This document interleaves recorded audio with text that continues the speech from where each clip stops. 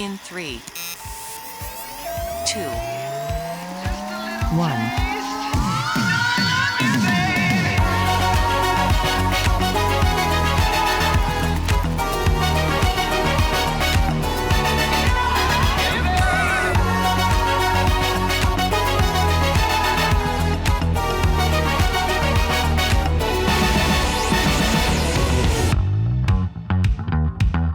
Excuse me, green tea, music for a sushi restaurant. Alright, alright.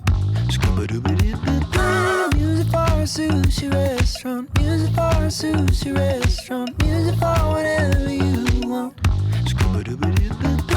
I'm not going to get lost. I'm not going to go broke. Staying cool.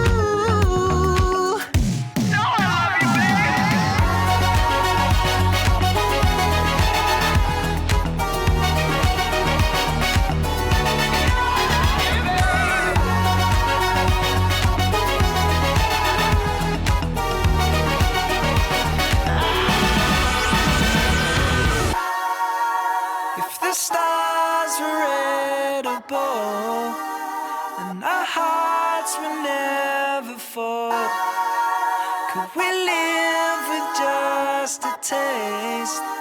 Just a taste. 'Cause I love you, babe, in every kind of way. Just a little taste. You know I love you, babe.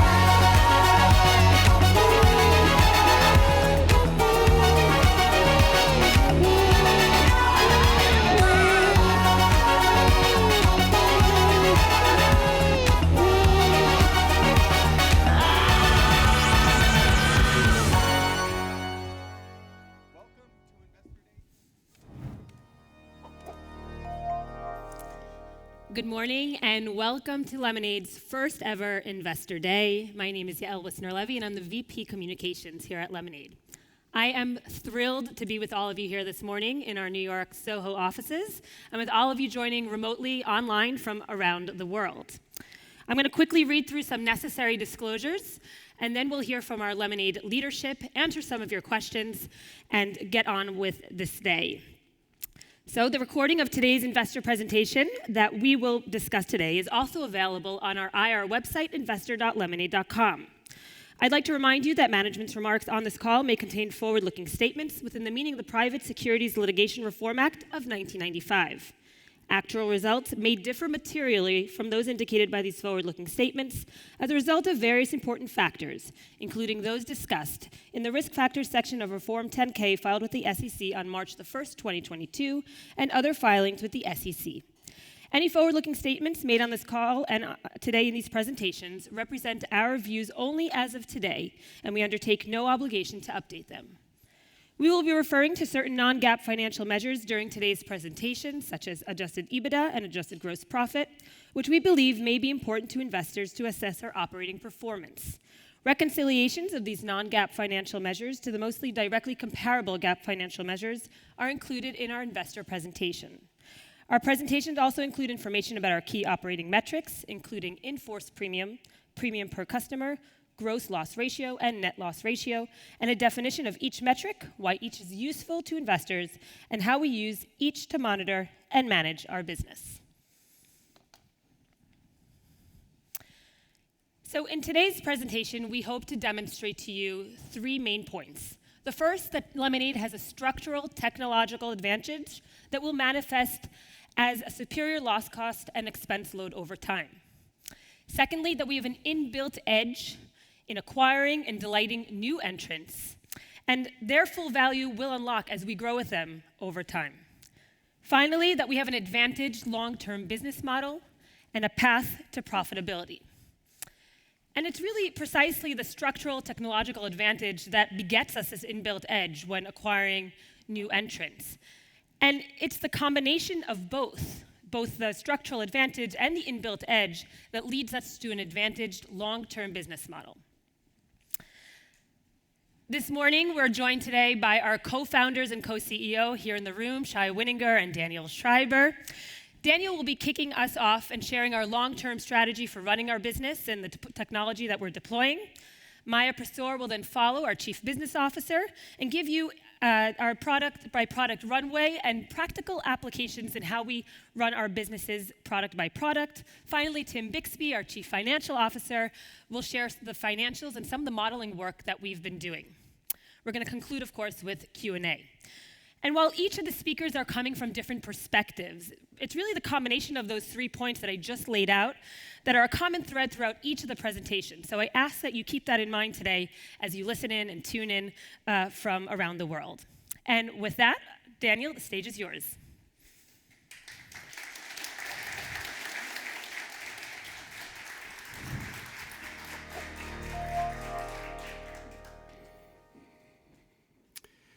"70 years ago, Alan Turing, the inventor of the computer, already fathomed fully its implications, its ultimate implications. Writing in 1951, he spoke of how the forces that he had unleashed would inexorably lead to superhuman intelligence.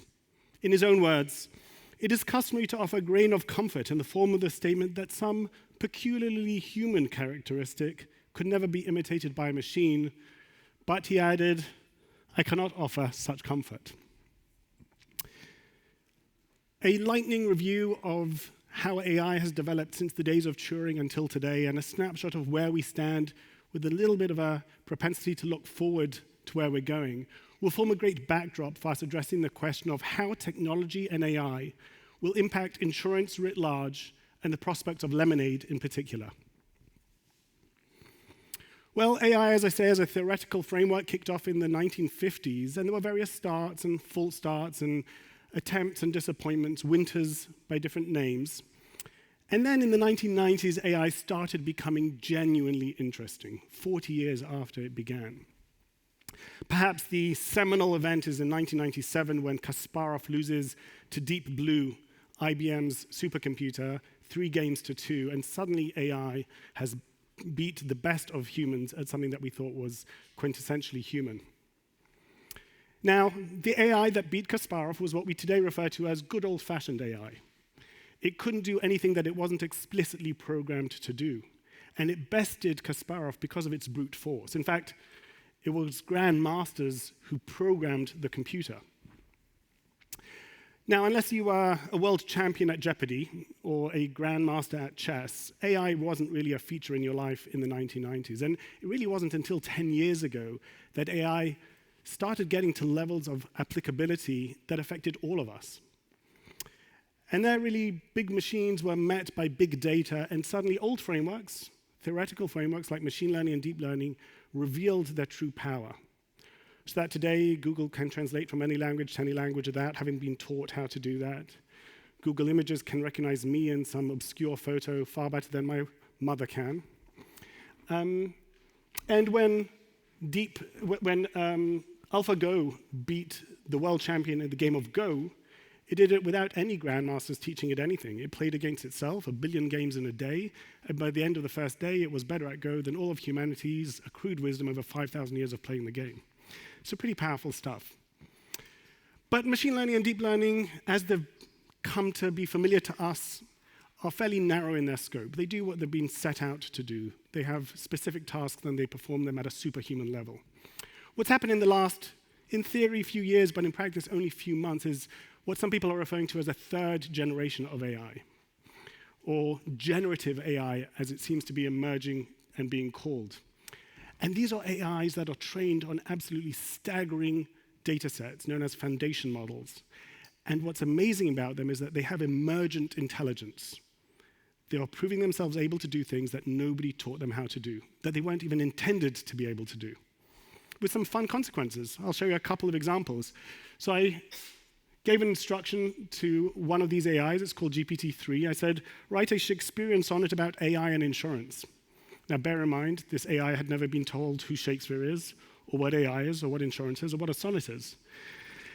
And you give me till my dying day, and I couldn't produce anything like what it produced in 3 seconds. I'll read it out just for fun. When I do think of insurance, 'tis but to ponder how AI doth make it better. With nimble speed and keenest eye, the claims and the coverages do it spy.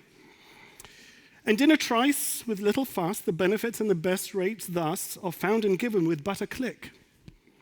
So fairest insurance, I do thee praise for being made more excellent with AI. Now, maybe you fancy yourself as somebody who could write that, maybe you don't. Let's switch gears for a second. A sister AI of GPT-3 was given this task: draw an impressionist painting of insurance adjuster denying coverage after a fire. Now, maybe like me, you lack the skills to draw impressionist paintings. That's okay. But let's pit our power of imagination against the AI and take a second and, in your mind's eye, paint what you would do if you were given this prompt.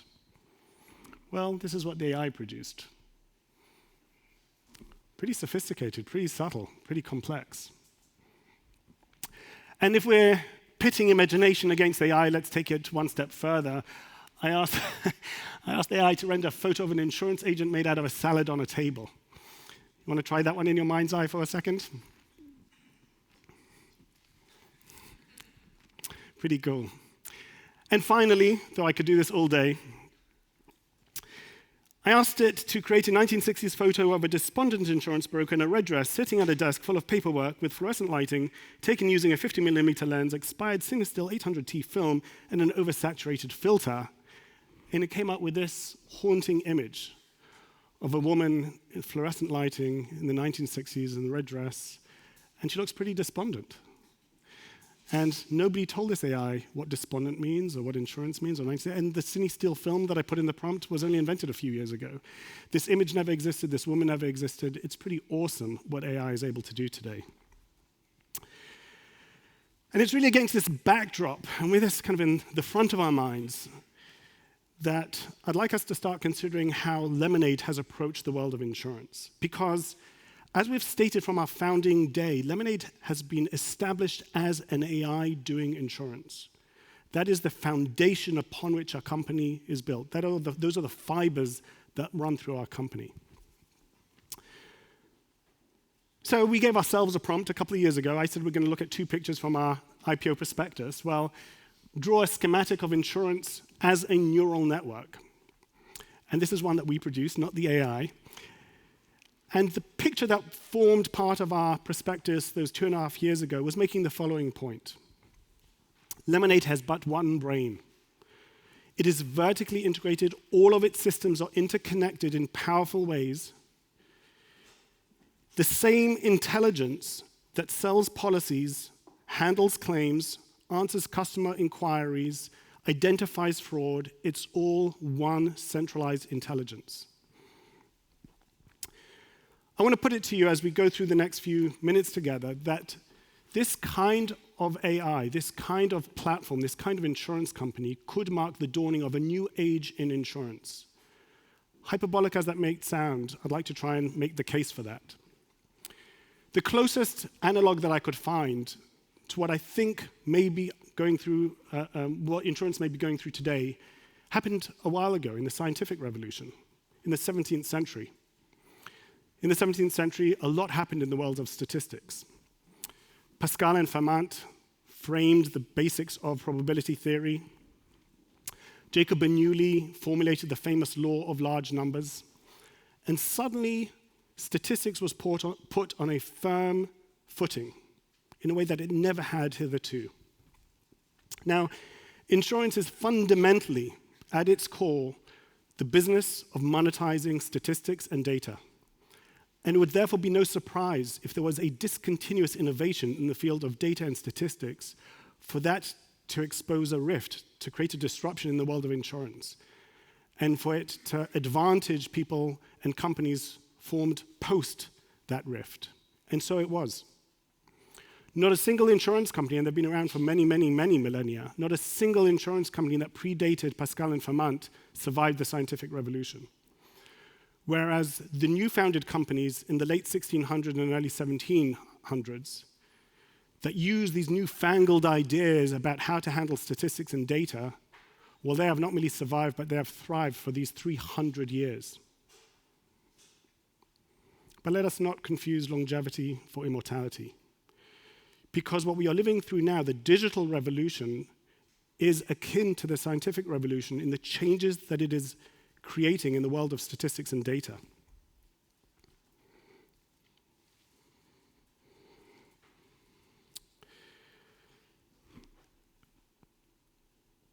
let us dive in a second and see what this schematic looks like in the real world. 2.5 years ago, it was conceptual. Let me show it to you in action. But beforehand, 2 data points as we consider what I'm about to show you. One is just a sense of the dimensionality of what we've built. We went live just 6 years ago. We're a young company, and as you'll soon see, our data and statistical capabilities, our machine learning has been building at an exponential rate, but it is still in the early innings. Nevertheless, there's a lot to look at today. We now have several hundreds of millions of customer interactions in that centralized intelligence. That intelligence has digested and analyzed some 160 terabytes of pretty textured and predictive data. That's a lot.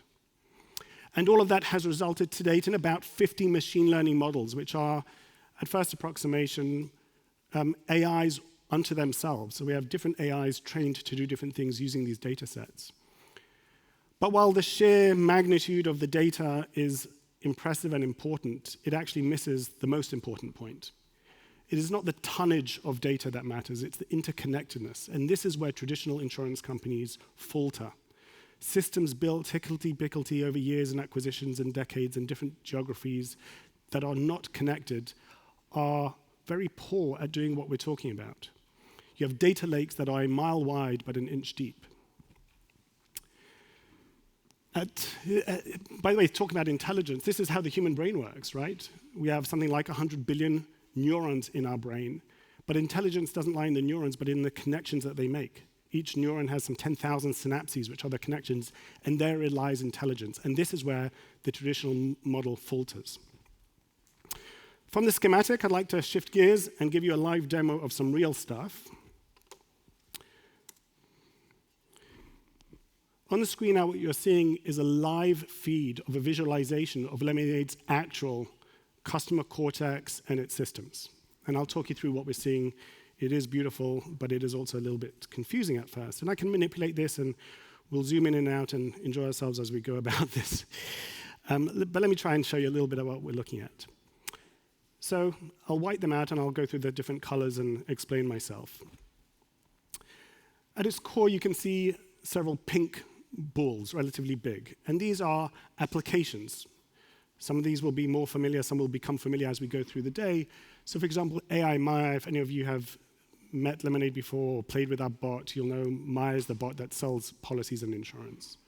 What you won't have known is that she calls on many, many machine learning models, and that's the next set of balls that you're seeing there. All these blue balls are those 50 machine learning models or so that I spoke about a minute earlier.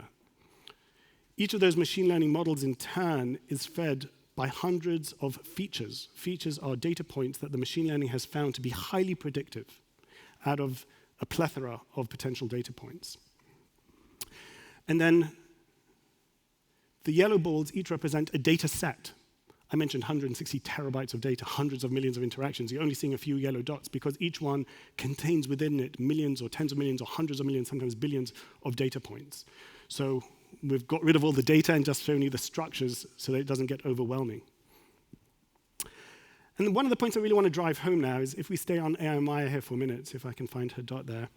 So you can see she relies in real time. This isn't stuff that is cached. This is every time she sells a policy, this happens again. She's calling on all these different machine learning models. And if I click on her, you'll see all the connections within the cortex, within this system that happen as Maya lights up and does what she does.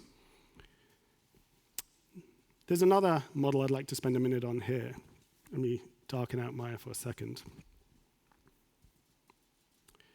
This is the LTV model. You'll hear a fair bit about this during the course of the day.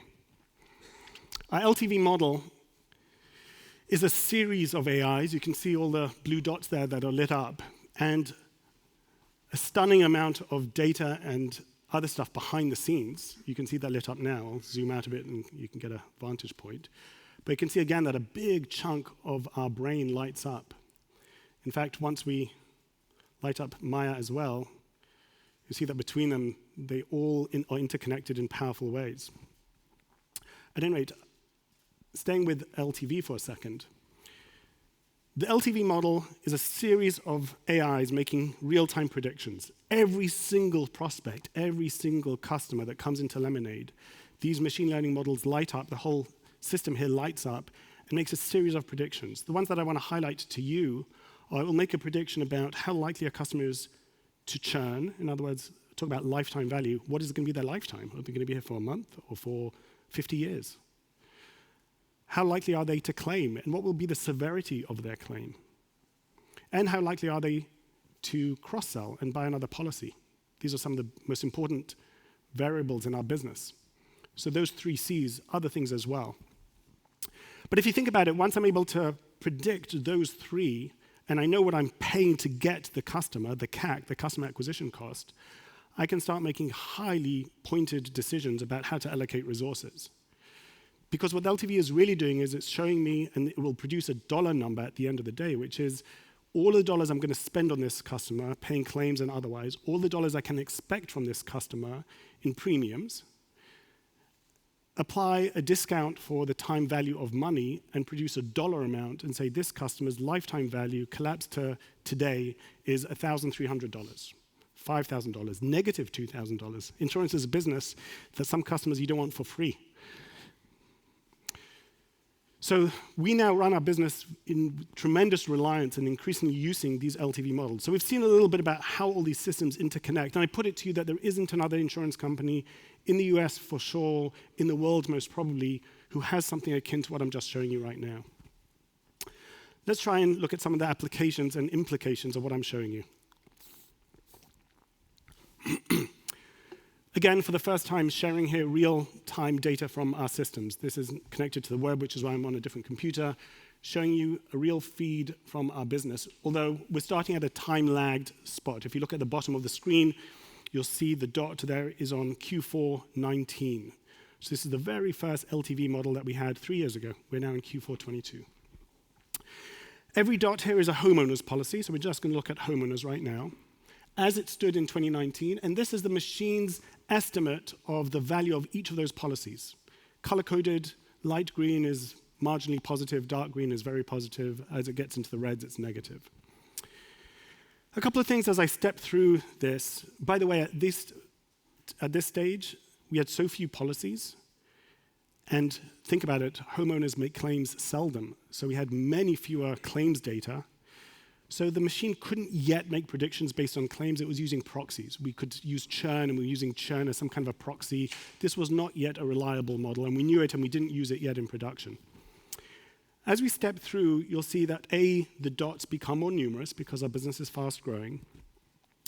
And hopefully you'll start seeing some separation. The important thing to see with machine learning models isn't whether the business is getting better or worse. That's to do with the business. If the machine is getting better or worse, you'll see by its ability to discern differences.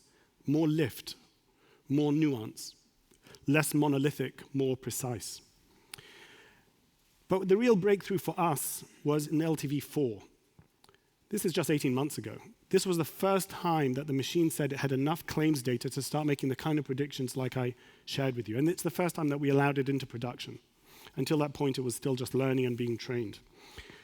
But 18 months ago, we started using it. And by the way, at a glance, you can see a lot about our homeowners business. Those of you immersed in insurance will be less surprised perhaps than others, but California is looking pretty red here. Texas, bright green. The Northeast, a mixed bunch. New York, pretty good. Virginia, less good. And I'll click through a little bit more. You can see LTV5, more separation, more nuance, more color. And LTV6, which is our most recent model, again, things are getting better, but beyond the fact that they're getting better, what I want to draw your attention to is the fact that they're getting more nuanced. Every time monolithic groups break apart and reveal their subgroups. So let's zoom in. Let's go back for a second to a place that was looking bright green, which is down here in Texas. Let's go to Houston. I won't get so close that you can actually tell individual addresses, although we could. LTV1, you can see the sparsity of data. And as we step through, more and more people in Houston are buying Lemonade. By LTV3, it's looking pretty good. And then LTV4, the predictions say actually we were underestimating the value of our customers there. Everything turns dark green. The machine's saying, Houston, we have liftoff. Everything's looking really good. Now, that doesn't change at a zoomed out level. Houston continues to look good. But here's the power of the machine as it goes through its iterations. I go through generation 5. You start seeing some more shading. And in generation 6, at a zoomed out level, everything's green, but you can start saying that not everything is equally green. In fact, down here, there's a patch of red. Friendswood isn't looking so good. We are mispriced in Friendswood. Now, we couldn't tell that until very recently, but we know that now. And Fresno, just 15 miles out to the west, is looking bright green. So we can start analyzing what's going on in these two markets with very similar populations, very similar range. Something's wrong with our pricing, and we can go and fix that. Now, stepping through that map hopefully gives you a really powerful sense of how the machine learns and improves and changes, and in some ways how recent all these capabilities are. If I try and quantify it for you a bit, this exponential pace of innovation. A couple of years ago, those features that I spoke about that the machine learning models call upon, we did about 250 million calls to them in a year. This year, we think it's going to be over 3 billion calls, so more than 10x in the space of a year. And this is important. How many predictions did all of these different machine learning models, our totality of this intelligence that we built, how many predictions was it able to generate in a year in a way that helps our business? 2 years ago, 8.5 million predictions. That sounds pretty impressive, but it pales into insignificance next to the 110 million that are happening this year alone.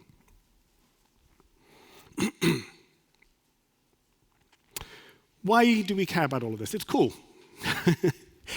And we like cool stuff. But what are its business implications? Why is this really, really, really important? Why might this herald the kind of change in insurance, a dawning of a new era that I was speaking about earlier? Well, because these kind of capabilities result in more for less. More is for the customer, more delight. Business Insider did a review of Lemonade, and they concluded that the cheerless customer service representative at Liberty Mutual had about half the personality of Lemonade's chatbot. Now, we've seen that AIs are able to produce beautiful pictures of insurance agents out of salad on a table. It's not shocking that they can also sell insurance in a trice. And pretty much any way that you care to measure customer satisfaction, whatever your word salad is, whether it's NPS or CSAT or BBB or whatever, Lemonade is performing at a level on par with companies like Tesla and Apple, and really on a level that is unfamiliar in the insurance space.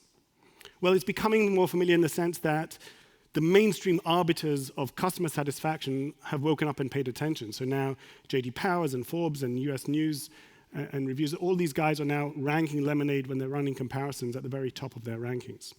So I'm not going to delay too much on this. Hopefully you don't need a lot of convincing that in terms of customer satisfaction, our AI and our system is outperforming incumbents by some margin. Let's talk about the less part. And one of the central themes that we want to convey to you today is our conviction that the system that we have built is going to show savings, crush costs in every single line in the P&L. Every single part of our combined ratio, and I'll use that to talk you through it. What you're seeing here is the expense ratio, the loss ratio. Unimaginatively, they are called the combined ratio. Let's step through a few ways in which this intelligence is affecting all of these. Some are invisible to the outside world. So for example, we have an AI internally, a bot called Cooper, and Cooper runs loads of errands for us, loads of tasks that are usually done by humans. Pretty sophisticated tasks. He runs big chunks of our engineering.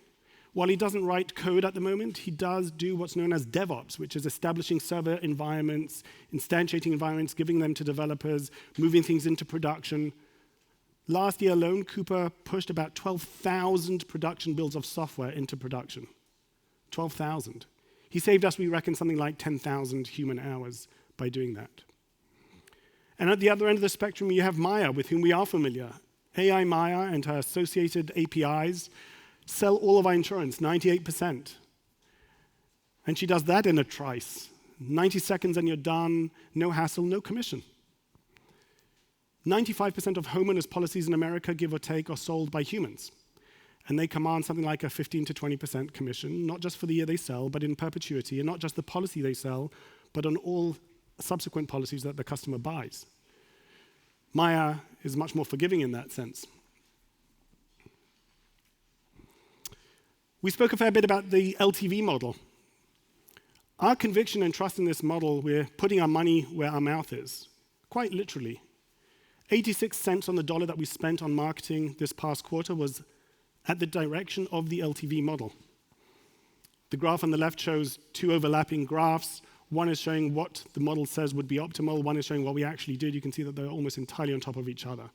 And the bars on the right being so clumped together gives you a high conviction that all the scenarios that it's running, which are all of those little lines, are coming out to the same conclusion. So very high trust level. A big chunk of our customer engagement, post-acquisition and pre-acquisition, is done without any human involvement. We have an intelligence called CXAI. The users actually interact with Maya, but what we call it behind the scenes is CXAI. And nowadays, a third of all customer inquiries, no matter what they're asking, some of these things are pretty complex. You know, you're writing in that you're moving home. Well, we have to figure out when are you moving and when do you want your policy cancelled, and then what coverages do you need on the new home and which date and all of these kind of things, and which scheduled items do you want to add and which family members, and all that's done by the AI without any human intervention. A third of all of our inquiries, 1 in 3, is handled this way with an incredibly high level of customer satisfaction. Loss adjustment expense, as we switch to loss ratio for a second. Loss adjustment expense is a big part of the loss ratio. That is the bureaucratic overhead of managing claims. 98% of our claims, the first notice of loss is taken by a bot. And in almost half of those claims, everything is done by a bot, start to finish.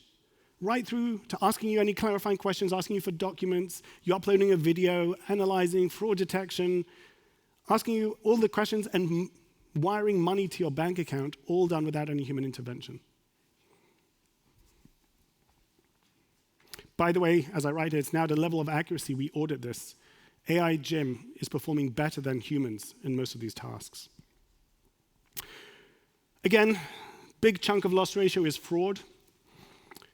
It should come as no shock that the kind of intelligence that I've described, the kind of AI, is getting pretty good at detecting any kind of deviant behaviors. What you're seeing here on the left is a graph.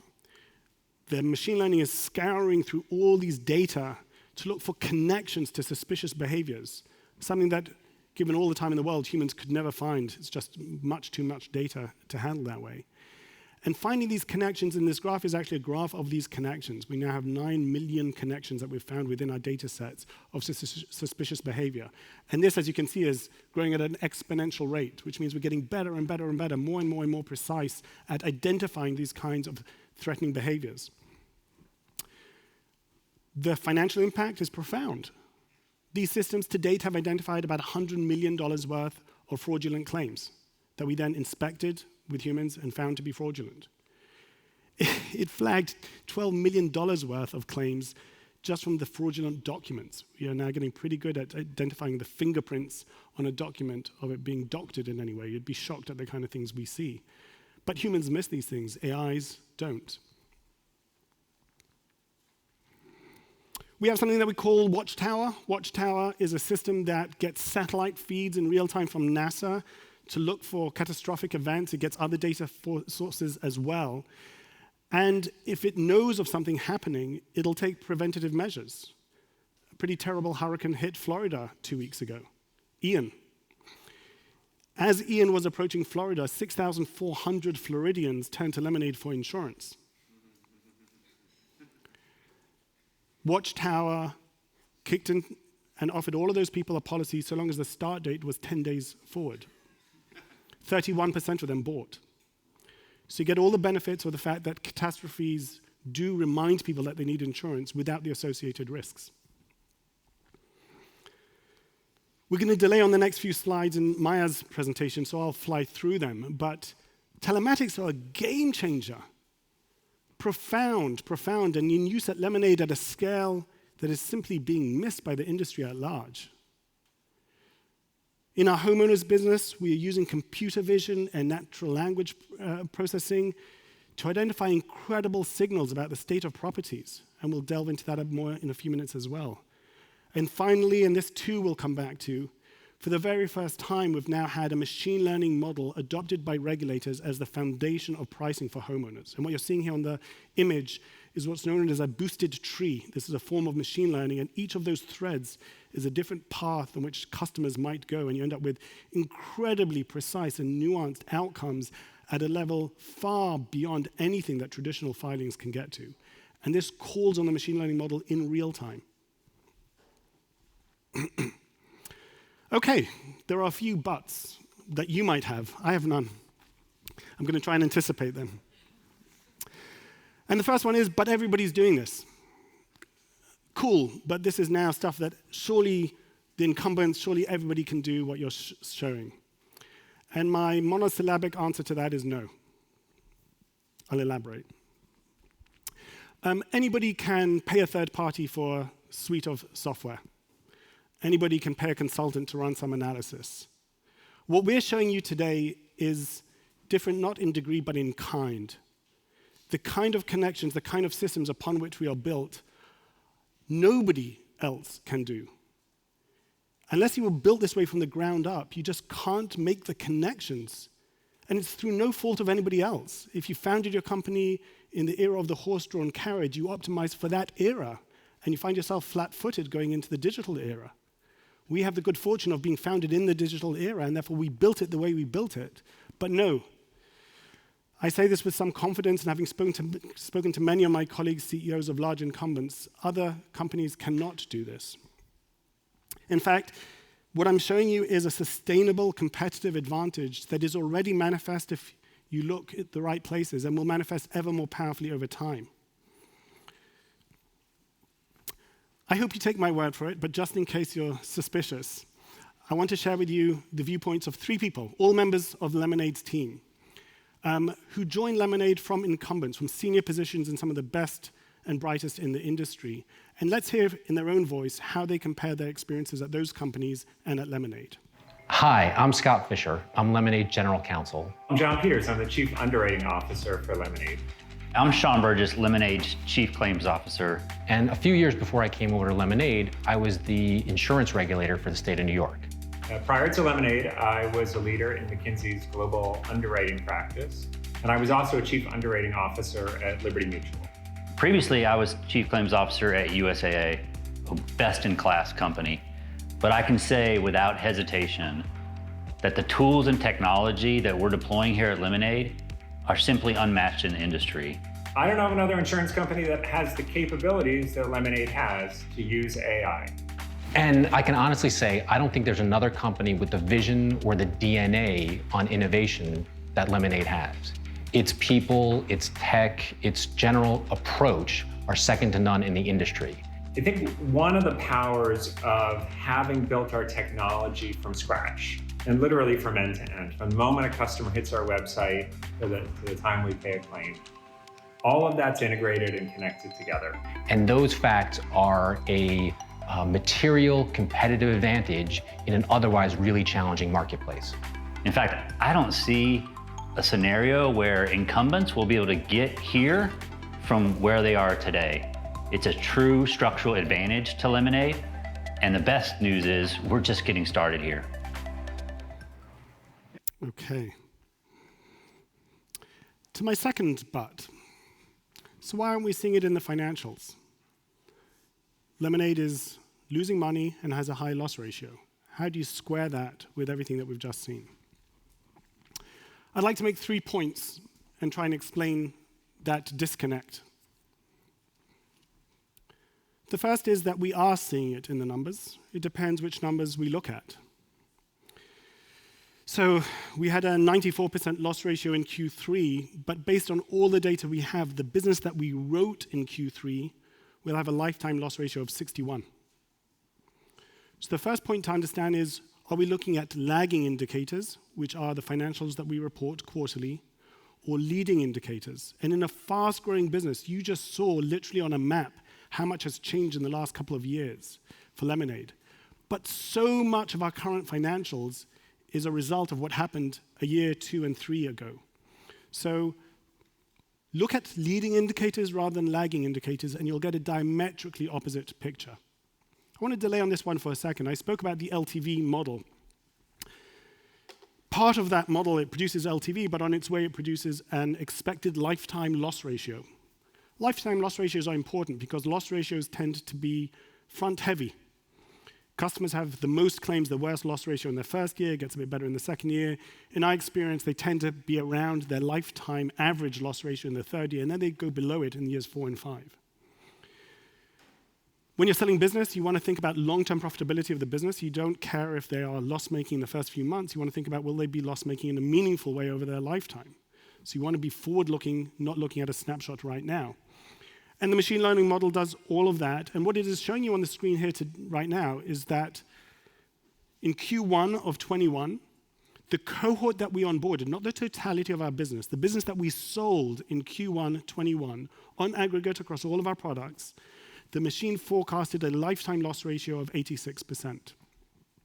And you can see how quarter on quarter on quarter, it has dropped precipitously to the low 60s, to 61% in this past quarter. So there's nothing at all inconsistent with saying that our actual reported lagging loss ratio was one number and the new business that we were writing was something quite different.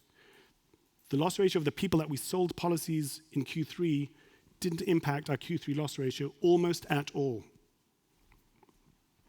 Now, I don't want to vouch for the decimal points here. Actually, I'd prefer to white out the numbers entirely.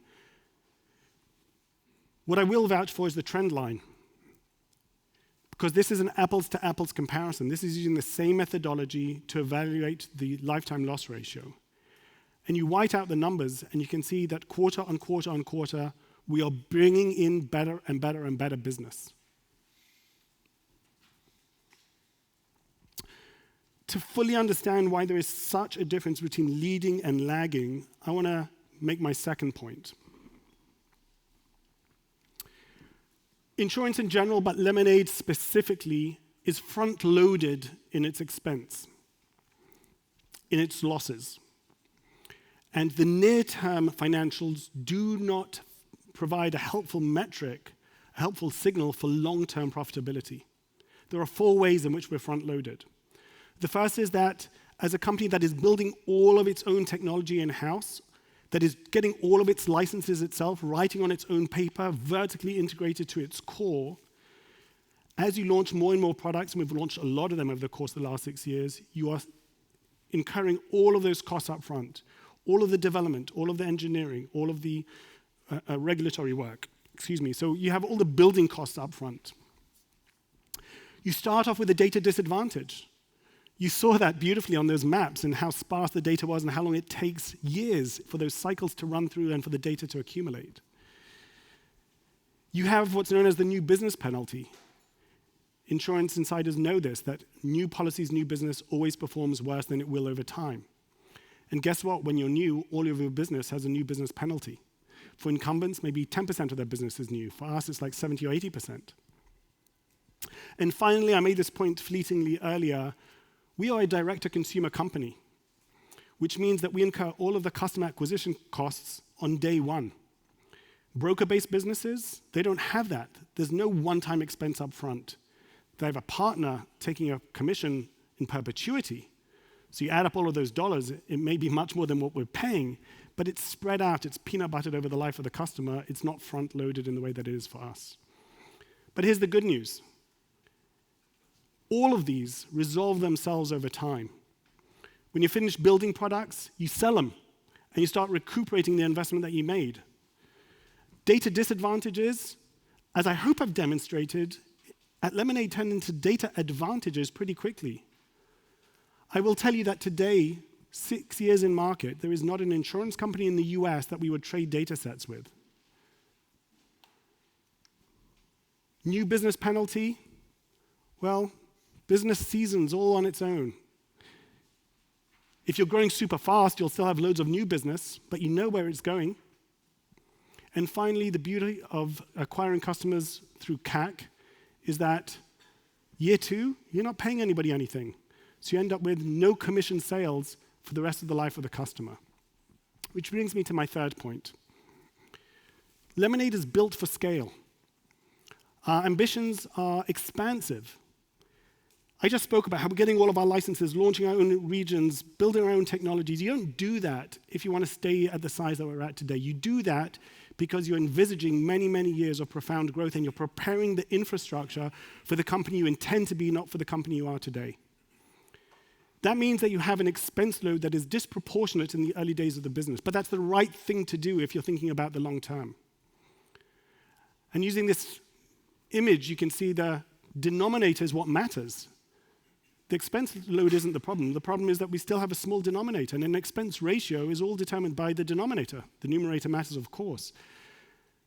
But you will see our expense ratio resolve itself as our business grows. In fact, it already is. Let's just look over the last few quarters, Q3 to Q3. This is our adjusted expense ratio. Our expense ratio of Q3 last year was 103%. This year it was 80%, and the trend line, I think, speaks for itself. And this happened while our business grew at 76% during that same period. And it's no coincidence. The growth of the denominator is what resolves the ratio all by itself. We are on a path to having a fabulous expense ratio. It's just going to take time for the business to grow into all the stuff that we have built. All of that brings me to the second image in our prospectus that I wanted to talk you through this morning. And the prompt here is growing with customers. And this is the image. This was a picture that we included. It's a picture of a young woman at age 25, starting out in life. She has a bike, she has a backpack, she has maybe a laptop in it. That's what she needs to insure. We offer a policy at $60 a year, $5 a month. She joins us, she gets a renter's policy, she insures the few things that she cares about, and then she sets off. She steps onto the conveyor belt of life, and if we've acquired the customers that we think we've acquired, she's going to go through pretty stereotypical, predictable life cycle events. It's a bit of a caricature, but you know how this ends. It ends with her going from $60 a year to $600 a year to $6,000 a year. And we made it very clear that we plan to be there with her for life. In general, when you talk about lifetime value in tech, you typically think in terms of 3 years, 4 years. In insurance, it's literally for life. Age 80, she will still be paying insurance to somebody, and she will be paying perhaps 100 times more than she pays when she starts off. Now, when we threw this graph up on the prospectus, we were a monoline business. 2.5 years ago, we had but homeowners renters. Since then, we've filled in pretty much all of that hill. But renters is still, and this story of starting with the young consumer, this low-end disruption of finding consumers that incumbents want the least, delighting them, and then growing with them, was the intention all along, as I think this graph bespeaks clearly. How are we doing with that? Last month, Google ran a survey of asking Americans across the nation if they bought renters insurance for the first time in the last 12 months, and if they did, who they bought it from. And you can see at a glance that State Farm came in tops. Number one brand that people bought renters insurance for the first time last year across the USA was State Farm. Brand number 2, Lemonade. Ahead of Geico, ahead of Progressive, head of Liberty Mutual, head of everybody else. By the way, we were handicapped in this survey because we're not live in all of the US, and the survey was conducted across the US, but let that be. When you then splice the data one level further and you say, okay, show me those same results, but just for under 35-year-olds, Lemonade bests State Farm and becomes the number one brand in the nation for Americans buying insurance for the first time. I put it to you that this is powerful and strategic, that nothing foretells ultimate market share more than new cohort market share. Now, it's not enough to just acquire these customers. We then need to grow with them, the second part of that sentence. Acquire them when incumbents want them least and then grow with them. Well, at IPO a couple of years ago, we were doing that already, but we were limited. The only growing they could do with us is when they're ready to get rid of their rental and move into a condo, typically, or homeowner's policy. And we tracked that pretty closely. At the time of IPO, 11% of our condo business was sold to existing renters. Today, 2 years later, that has steadily improved. It's twice that today. More than 20% of our condo business were sold to existing customers. Now think about that. You acquire renters at the cost of renters acquisition. It's profitable business in and of itself. And then they grow with you, typically expanding their premium about 5x with no associated cost to acquire the incremental premium. But we've moved a long way in those 2.5 years, because we've since then launched pet and life and car. And folks, look at these numbers. This past quarter, roughly 1/3 of all policies of car that we sold, roughly 1/3 of all pet policies, roughly 1/3 of all life policies, and roughly 1/3 of all home policies were sold to our renters. This has the making of a very, very powerful business. But I also want to tell you just how early we are in this process. Let's put some dimensionality around this as well. For incumbents, the best and the brightest, something like, they don't publish these numbers, but as best we can gather, something like 60% of their customers are multi-line customers. They've gone through this. They've bought more than one policy. Not just multi-policy, but multi-line. At Lemonade, it's less than 4%. And if that sounds like bad news, it's fantastic news. It means that we have tremendous opportunity ahead of us. And we're on track. So let's look at some of the trend lines in this regard, just looking at the multi-line customers. 2.5 years ago, we had 0. We didn't have multi-lines, so 0 customers. July of 2020, we launched Pet, and then we started our journey in the multi-line business, followed by Life, and there you get to the 3.7% that we're at today, a nice up and to the right trajectory. And then something happened. 1 year ago, almost to the day, we launched Car. That was in Illinois. We've launched it subsequently in other markets, and the trend lines are identical. Look at the angle of the curve in Illinois, where we have Car available as well, and extrapolate that forward. Illinois, a year later, is already at 5.9% and shooting right up through the screen.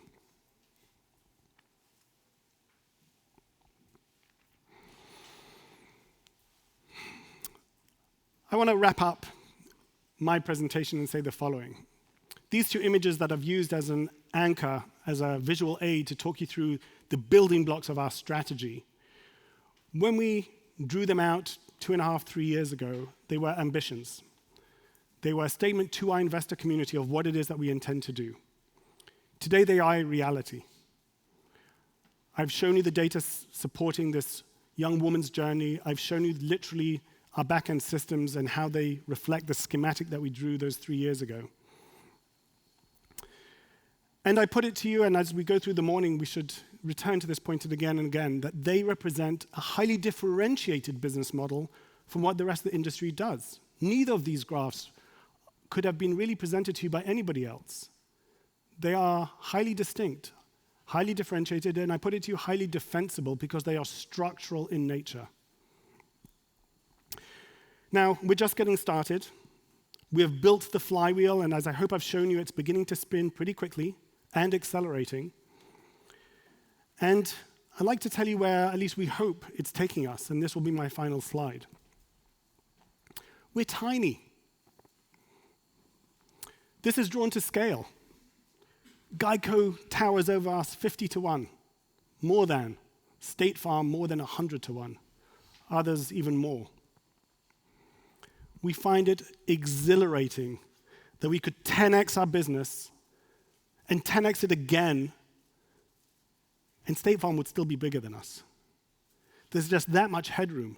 And that flywheel spinning, that's exactly where it's intended to take us to go.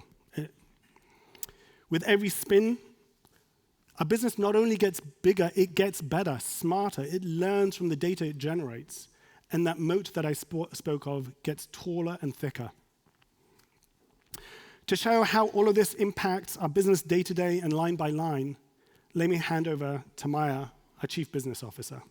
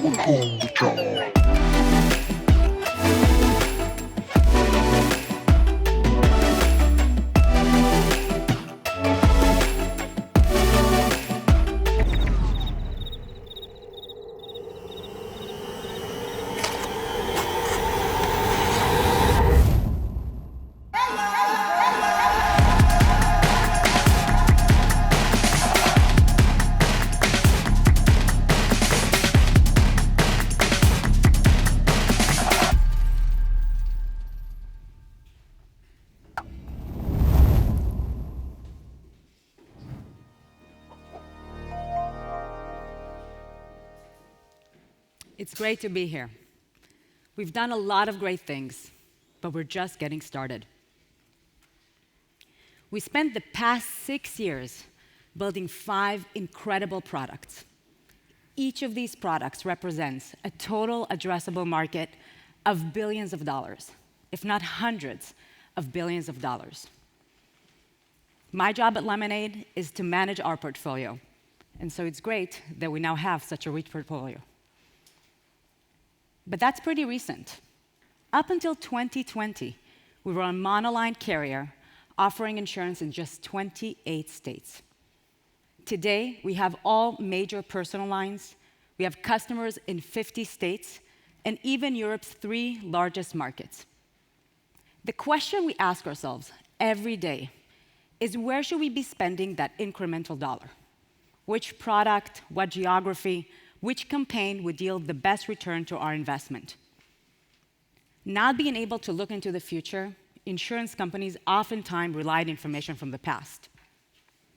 And as the warning goes, past performance does not guarantee future results. Take our loss ratio, for example. It tells you a lot about the business we sold 2 years ago, but it doesn't tell you a lot about the business and policies we sold just 2 days ago. You're investors. What if I told you that you need to manage your own portfolio today, deciding which stocks to buy and sell, using only the information available from the Wall Street Journal of January 2021? At Lemonade, we do things differently. We report lagging indicators, of course, but we use leading indicators to manage our own business. Our LTV model looks at every policy we sell and predicts the possibility of that policy to churn, the predicted loss ratio, both in terms of frequency and severity, and even the potential of that customer to buy other products from us. Like with any probabilistic model, when you look at it one customer at a time, the model might be off. But aggregated together, it provides a reliable and powerful set of tools. And this is how we manage our business. Let me show you how that looks like product by product.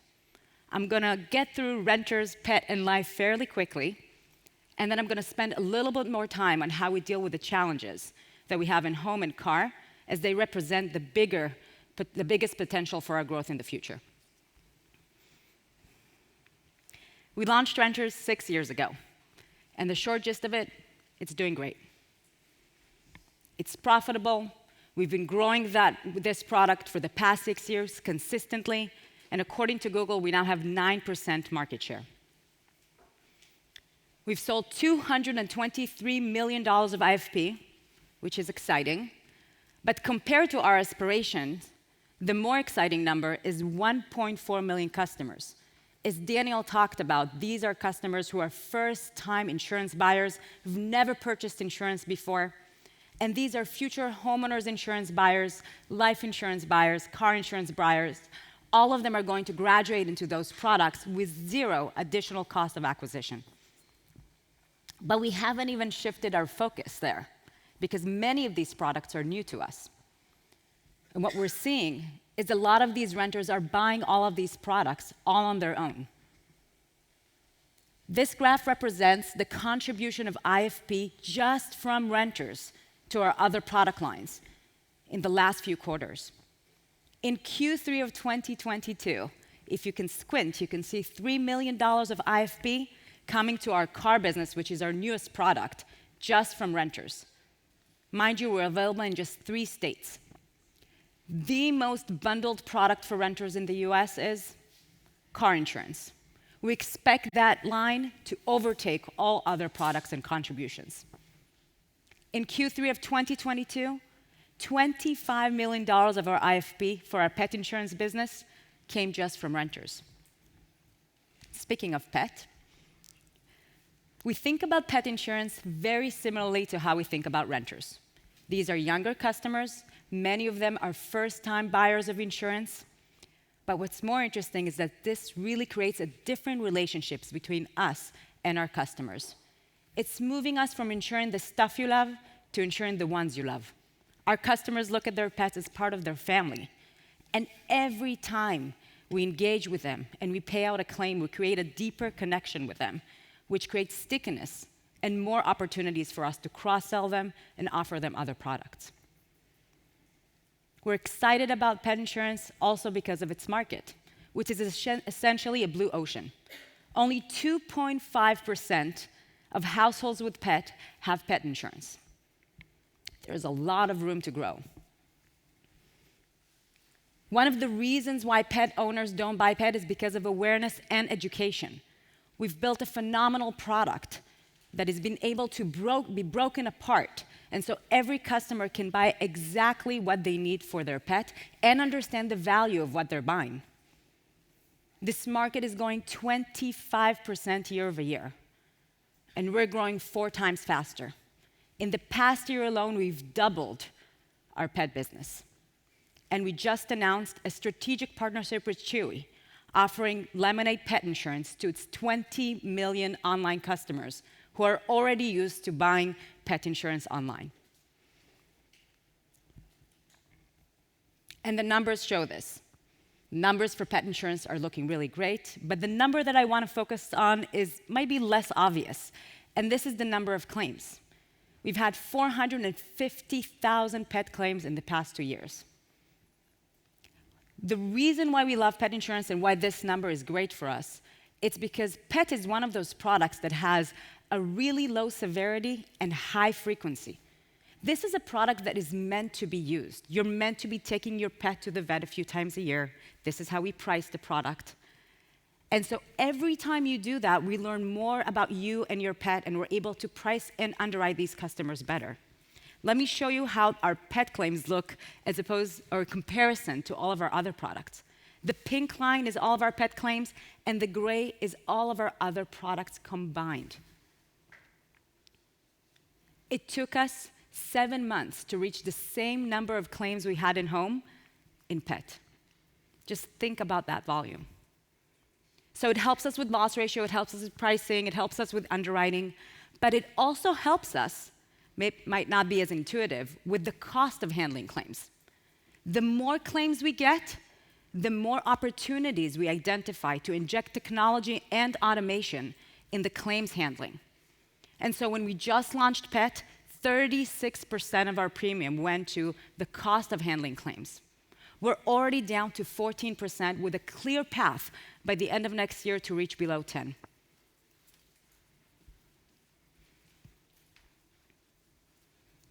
Life insurance is one of our more profitable products, but it's small.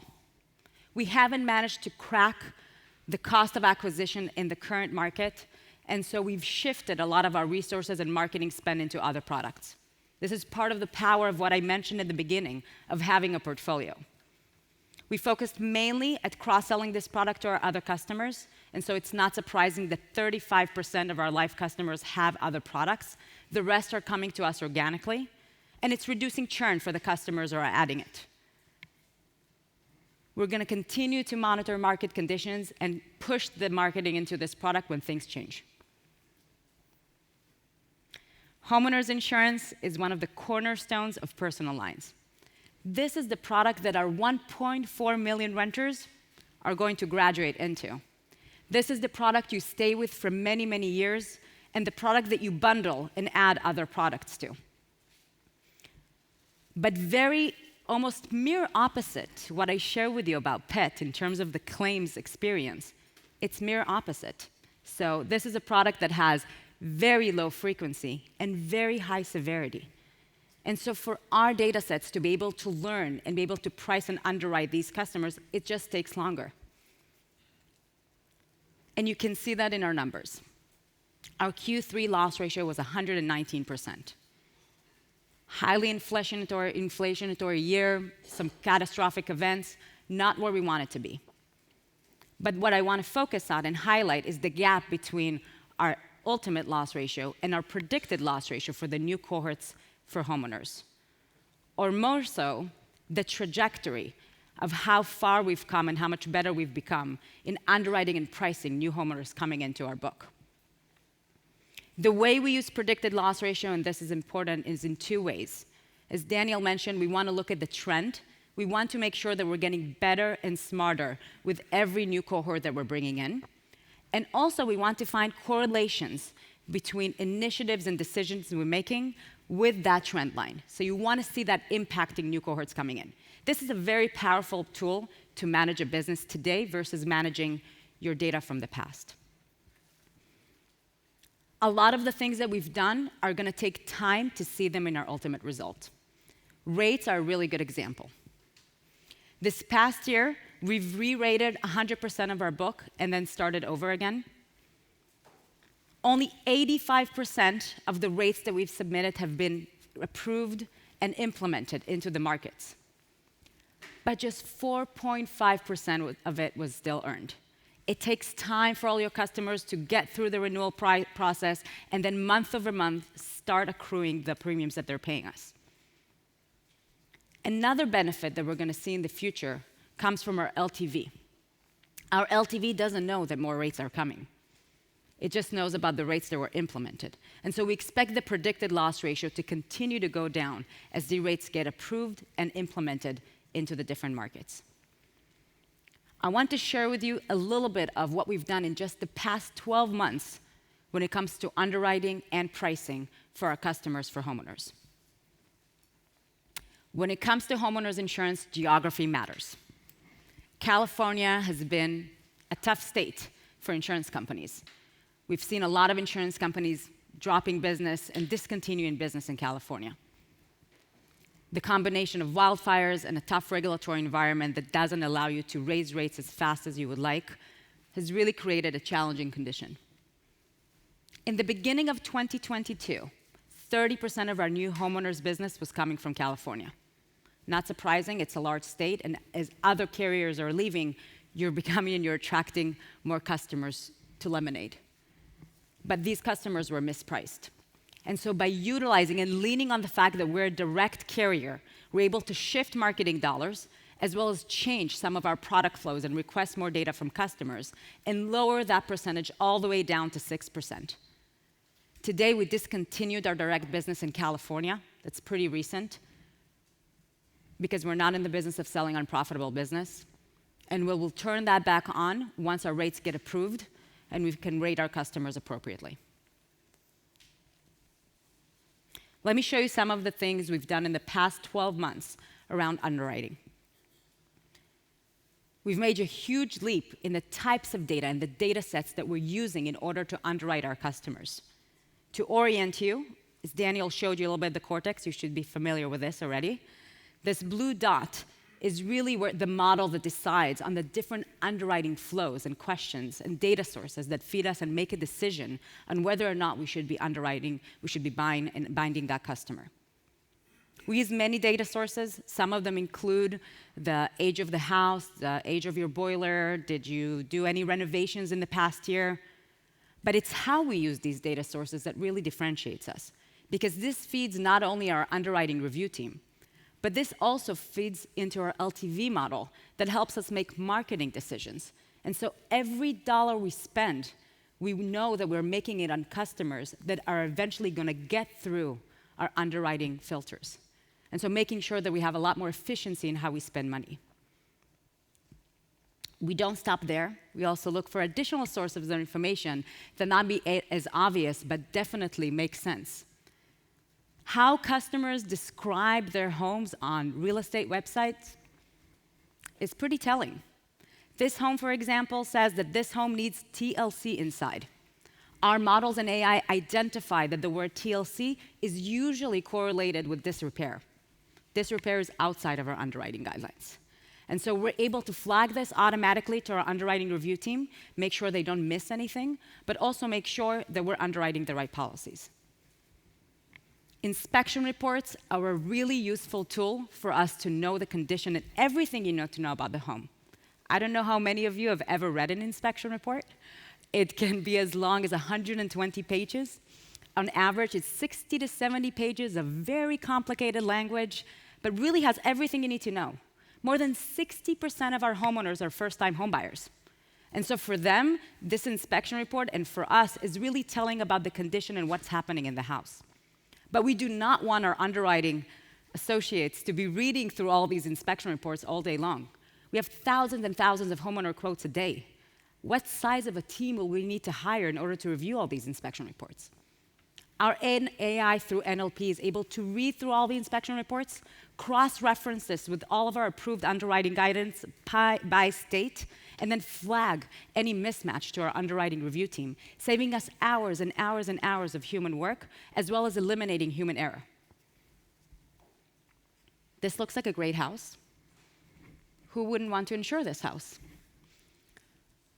When I just joined Lemonade, our chief claims officer told me, Maya, when it comes to homeowners, it's all about the roof. And so looking at this picture, you might miss a dimension which is really important in how we understand the risks for different homes. Through computer vision, our AI is able to look at the rooftop, not only identify any sources of disrepair and flag this to our customer and make sure that they fix that before they become our customer, but also the type of the roof, which might suggest even the type of the structure and other nuances that we're able to learn through that. Let's move to pricing. Pricing is important in two ways. One, obviously it's important for profitability. You want to make sure that you're pricing your customers right. It's also important for competitiveness. And the more granular you become, the more accurate you become for each customer, then that impacts those two elements dramatically. And so we've been focused in the past 12 months to increase the sophistication of how we price our customers. And a lot of that has only been able for us to do in terms of the data sets that we have really in the past year and a half or so. And so this is pretty fresh.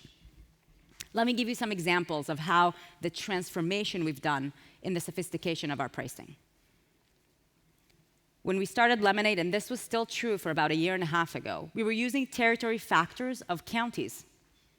California has somewhat of 58 counties. Try to imagine the different types of risks that you have in one county, pretty wide. In our recent California filings, we used 200 square meters, which gives us about 1 million territory factors, which is 17,000th time the granularity of what we had before. We also care about the catastrophic exposure we get for our customers. Before, we were using wide zip codes and sometimes even streets level in terms of catastrophic exposure. Think about a street that is built on a hill. Should the house at the top of the hill receive the same score as the house at the bottom of the hill? We've now moved to address level catastrophic exposure. So every single home receives the appropriate score both in terms of pricing and, going back to what I said at the start, feeding into our LTV, making sure that we also manage our aggregation in a good way when we're spending marketing dollars. Daniel shared this with you. We've completely changed the structure of how we file our pricing. Most insurance companies use linear regression, which basically takes two different factors, correlates them together over time for your risk. We've now transformed into a machine learning model, which allows the model to decide and find correlations all on its own and create much more accuracy in how we're pricing our customers. There's some things in terms of the correlations that I can't expose, but they were pretty surprising. We spent hours with the Texas regulator reviewing the machine learning models, making sure that they're both accurate and fair for our customers. And to the best of our knowledge, we are the first insurance carriers to use machine learning models in approved pricing for customers end to end. So going back to the predicted loss ratio, I said we use it also to find correlations between the initiatives and decisions we're making, and we want to see that impacted in predicted loss ratio. So when we launch these rates, we would hope to see an improvement in the new cohort predicted loss ratio. So it's great that this is really what we saw. We launched these rates in Texas, September 19th, and we saw a drop of almost 20 points in the predicted loss ratio for all these new customers buying through these new rates. But the best news is our conversion rate slightly increased, and the total volume of sales we've received from Texas remained the same. So this is really telling you that it's not that we reduced the number of policies we're selling, it's just the granularity and sophistication of the pricing became better. I just showed you some of the work, not all of it, that we've done in the past 12 months. How much is it reflected in our actual loss ratio? Very little.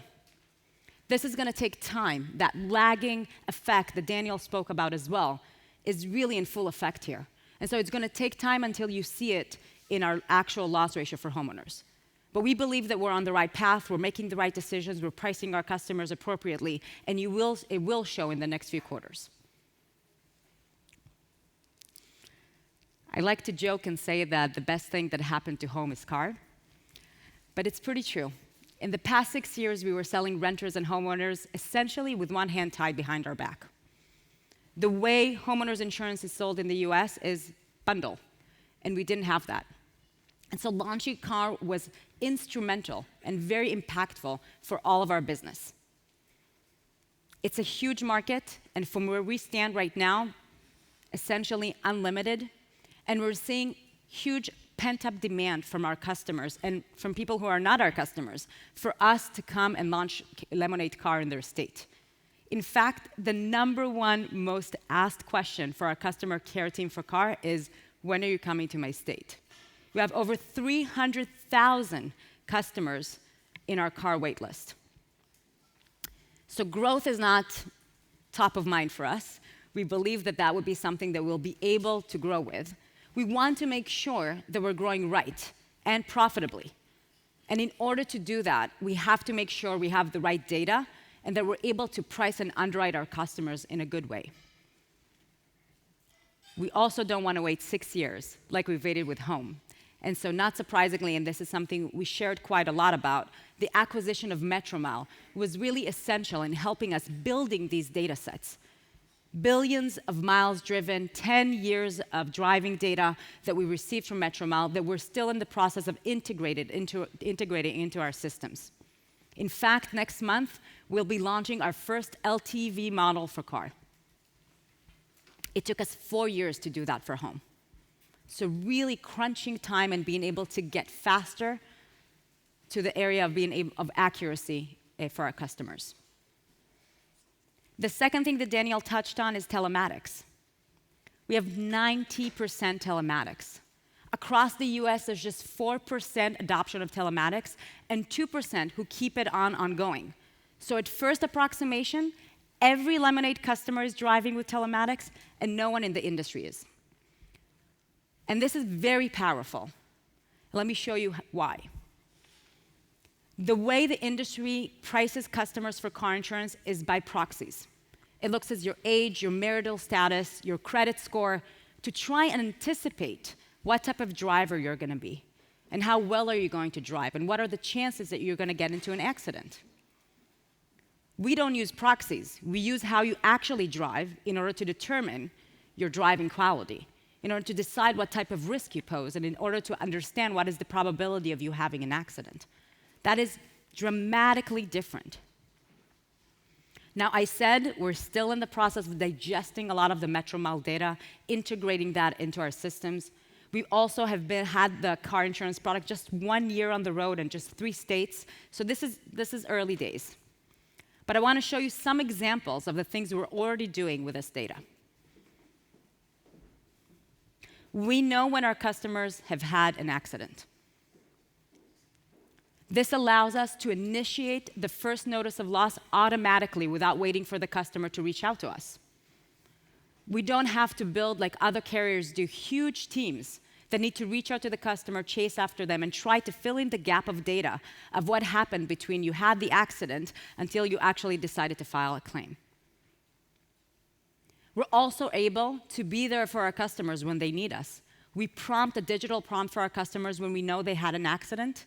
We ask them if they're okay, and if they don't respond, we automatically trigger emergency services to reach out to them and be there for them when it matters.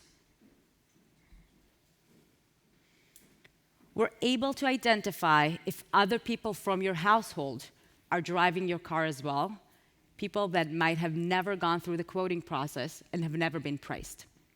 Let's think about a household with a 47-year-old mom with a perfect driving experience history and a 17-year-old kid getting on the car for the first time. Who do you think got the quote? It's no surprise that when we interview people to our claims team for car, they actually say this is one of their biggest problems they have to deal with. This creates huge premium leakage, and obviously you're mispricing your policy. So by being able to know that, we're able to better price our customers. We're also able to know and identify if you're using your car for something other than personal use. Rideshare is a good example, and that triggers for us underwriting reviews. Very similar to home, pricing is a huge focus for us when it comes to car insurance. I spoke about sophistication for home. Let me speak about the volume and velocity when it comes to car. You want to make sure that every time you learn something new, when you have new insights, new data, that is reflected in your pricing. Some of the regulatory process of pricing is out of our control. It takes time, different regulators, different states to approve rates. But whenever the ball is in our court, we want it to go as fast as possible. We don't want to have any lingering. And so we've developed a tool for our insurance team to be able to, with a click of a button, update the entire rates and flush them through the book. We used to require back-end engineers, coding, it used to take us months. Now, it takes us literally days to update rates. And so every time we learn something new, we're able to reflect that in our pricing.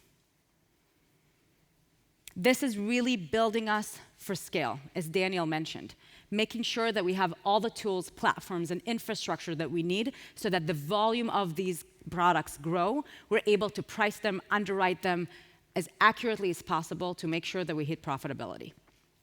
And car is already, but will become more and more, one of the most important levers for us to increase our bundle rate and cross-selling for our customers.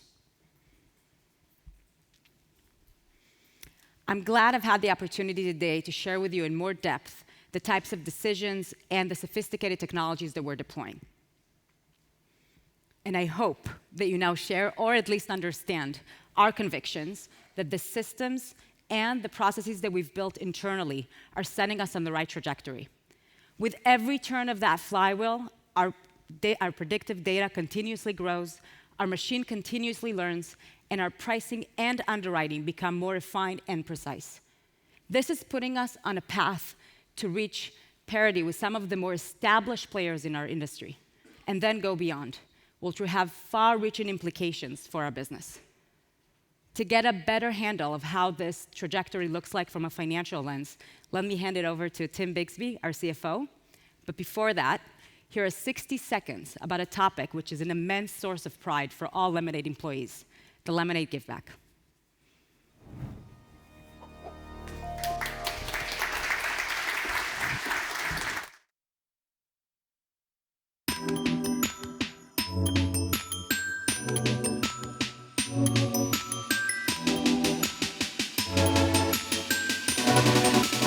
Going home with y'all.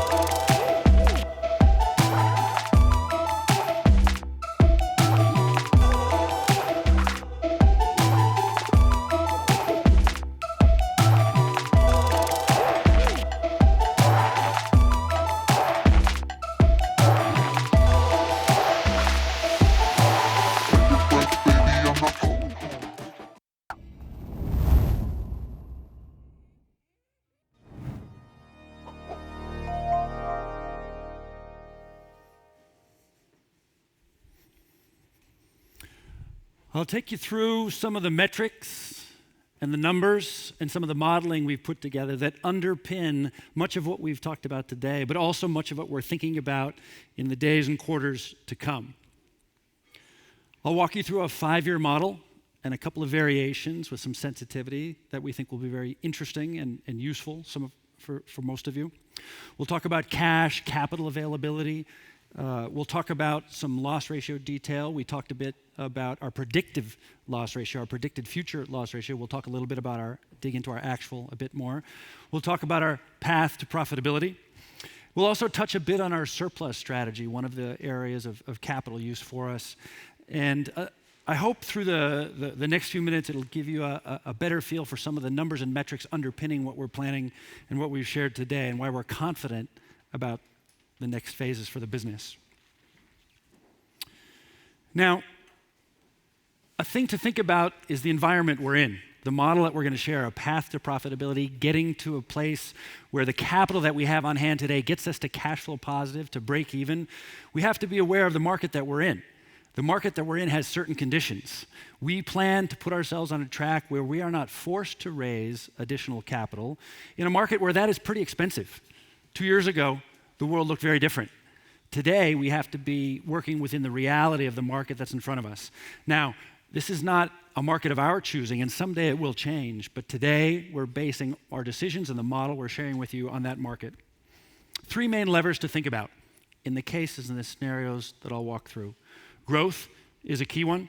So we've modeled out a 20% compound annual growth rate over the course of the 5 years. Gross loss ratio, a key lever for us. We talked about the predicted loss ratio and the cohorts coming in looking quite positive, seeing that nice improvement quarter over quarter. But we've targeted over the 5 years in the models that we're going to share with you, getting to a 70% loss ratio by year 5. And then if we think about that multi-line customer rate, what percent of our customers have more than one policy? We showed you 3.7%, a huge opportunity ahead of us in that line. Incumbents, best-in-class performers see a number more like 60% of their customers with multiple policies. So in the modeling, I'll show you getting to a point of about 25% over the course of 5 years. So based on these assumptions, here's a base case view, and I'll walk you through the key parts of this step by step, and then we'll look at some sensitivities on this case. So we'll end the year with roughly a little less than $1 billion in cash, cash equivalents, and investments. Now, some of that is restricted. Some of that is set aside for surplus, as is common for every insurance company. But think of that as the starting point going into next year. We have noted a number of times over recent quarters that we expected Q3, this past quarter that we just reported, to be our quarter of peak losses in terms of the EBITDA loss that we reported. And we continue to believe that that is the case. Over the course of the 5-year model, this base case, you can see those next 5 bars is that EBITDA loss declining consistently year over year, till in year 4, you see a pretty small bar and then flipping positive in this base case. So what this tells you is 5 years out, you'll see a cushion, sufficient cash to get us to that point. Now, there's a couple other factors to keep in mind that we've factored into this modeling. There's capital expenditures along the way. That's fairly nominal, but more than zero for us. That's a use of cash. There's also the opportunity for interest income, investment income, and that's a nicer environment today than it was not too long ago. We've factored both of those in, and that the net of all of that is a bit favorable to cash, and that's that 6th bar that you see there. The last piece that I think is worth noting is working capital. Historically, the change in working capital has been favorable to us. We collect premiums up front, you pay out claims over time, pretty straightforward. That tends to give you a source of cash. We've modeled that as 0 in this forward-looking case. So over time, that could be an additional source of cushion for us. So again, that's the base case. 3 key drivers. Think of the growth rate. And again, the growth rate is at a pace of our own choosing.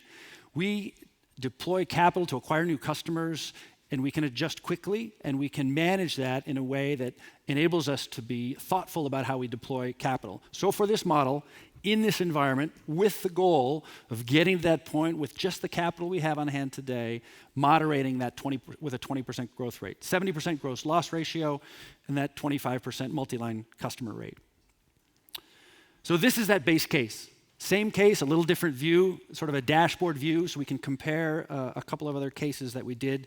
And again, over the course of that 5-year period, getting to a point where the trough is about $100 million minimum level of unrestricted cash. So think of that as sort of the answer to the base case.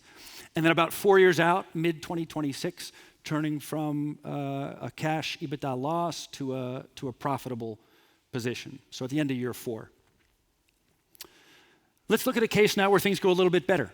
we get a little bit more of a tailwind in the model that we've put together. Let's keep the growth rate about the same at 20%, but then let's moderate that gross loss ratio. Let's say that we're able to get to a 65% gross loss ratio. You saw numbers better than that in the predictive numbers we looked at just a few minutes ago. And let's say the multi-line customer rate tracks a little more towards that industry best practice of 60% at 35%. Lots of room yet to grow, but showing some nice upside in that number. What does that do?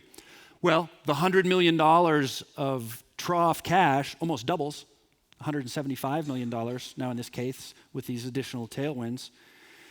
And turning profitable almost a year earlier, 2025 versus 2026. So obviously this is an easier case to manage when these things start to happen. We won't see these at the end. We'll see this as the years go by. And in this case, we could obviously consider accelerating growth beyond the 20% with that additional cash cushion. Now let's think about if things don't go quite as well as the base case. Maybe there's a little bit more of a headwind on some of the metrics. Again, keeping the growth rate consistent at 20%, so we can have an apples to apples comparison. Let's say the gross loss ratio is not tracking to where we expect it to be, and it caps out at, say, 78% versus 75, 70, 65 in the other cases. And let's say that multi-line customer rate continues to improve. We're on a nice track, but it doesn't quite get as far as the prior case. Say it gets to 20%. The result of this case now, you see what was a $100 million cash cushion becomes a deficit, $125 million unrestricted cash deficit at the end of the 5 years. Now, the good news here is it's relatively small sensitivity. $100 million is not a $500 million, it's not $1 billion.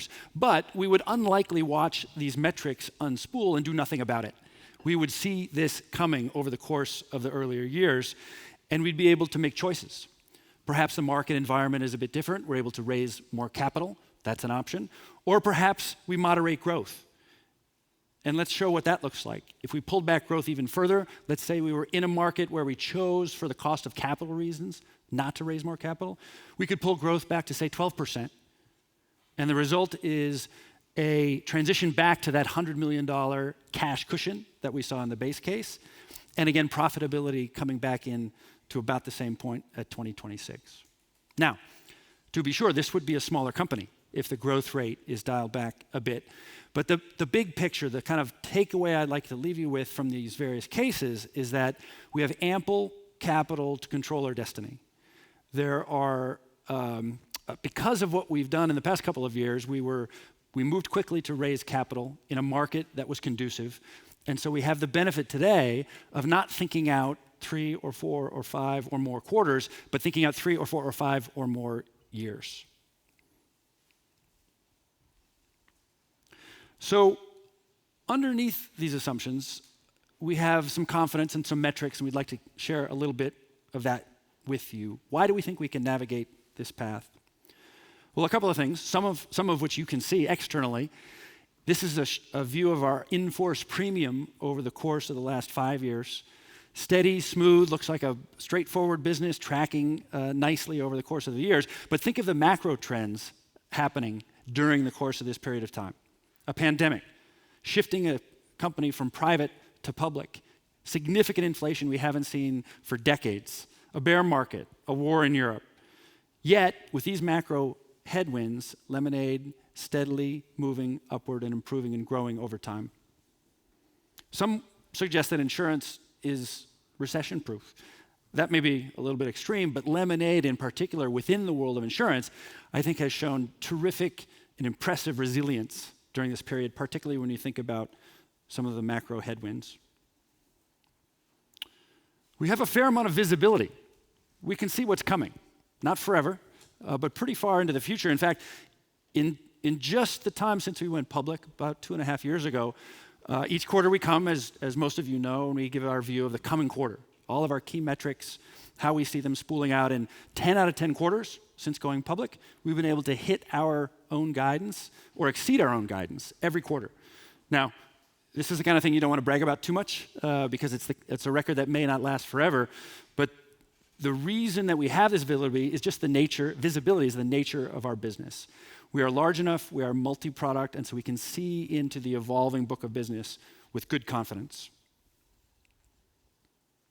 We talked a bit about our predicted loss ratio, the loss ratio of the cohorts that we're acquiring today and how we expect them to evolve. And our models continue to get better and better. But we're also seeing this in the actual loss ratio, the lagging indicator. The forward indicators are super important. That's how we manage and run the business. But the lagging indicators are facts, and we have to deal with the facts. Now, the facts are pretty good. This is our view of our home, pet, and renters loss ratio, so by product, over the last 4 quarters, actual results. Fourth quarter is obviously not actual yet, but we have a feel for how that might play out. Now, what's not here is notable. So life is not here. We don't write those policies on our paper, so we don't manage those claims. Life is not on the chart. And car is relatively new, relatively young.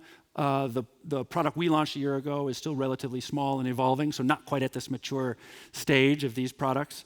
And Metro Mile, certainly brand new to us. We haven't had much of a chance to impact that yet, and those numbers are public and available for all of us to look at from the first part of the year.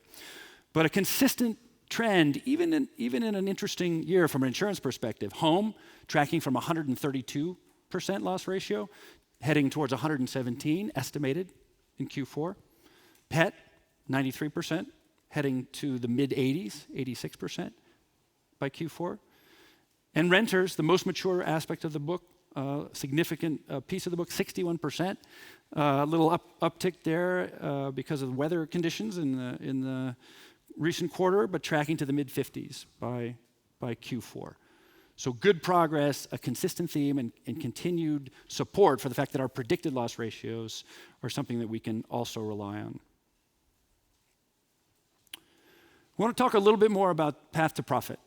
Path to profitability is on the tip of everyone's tongue. Everyone wants to see it. Everyone wants to feel it, ourselves included. Now, we're not here to just get profitable. We're not here building Lemonade to just break even. We're here to do something much bigger. And I think a couple of the charts that Daniel showed the potential future vision of what can happen if your business grows and continues to grow at a pace that we have. But we want to show you our path and how we're tracking in this environment. And the path is really, really here in front of you. EBITDA is a good proxy for cash flow. It's a number we report every quarter. It takes out the non-cash charges and the significant one-time charges from operating income. So here you see EBITDA divided by our gross earned premium. So the earned number, but it's before the impact of reinsurance. And quota share reinsurance that we have and others have can move some of those other numbers around. So this is sort of an apples-to-apples comparison of how our EBITDA investment, our EBITDA loss is improving consistently over the past 5 years. And what you can see here is our and I think you've heard it a couple times today, our most significant investments are behind us. Not all of our investments are behind us. Our most significant investments are behind us. The platform we've built, the multiple products that we've now launched just in the last few years, the integration of our first acquisition, significant investments now in the rearview mirror. Now let's look at those same numbers from the right-hand side, and let's blow out the right-hand side of that last chart. Same, similar trend. Now you see a little bit more volatility quarter to quarter, and that is the nature of our business. That's the nature of insurance. But look at that trend line.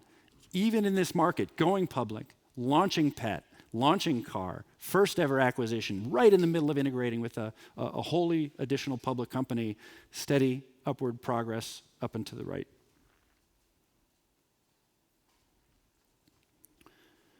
We also invest a fair amount in what I consider our most valuable resource is our employees. So the people who build incredible products, the people who create a customer experience that we believe is second to none in the industry, even that investment is becoming more efficient. So for a long time, we were investing ahead of the curve, ahead of growth, because we had to build these things. We had to build a regulatory environment inside the company. We had to build an infrastructure. We launched a business in Europe. We had to expand in states all across the United States. That has now shifted, and just in the past year, you can see what was a pre-investment is now starting to show significant leverage.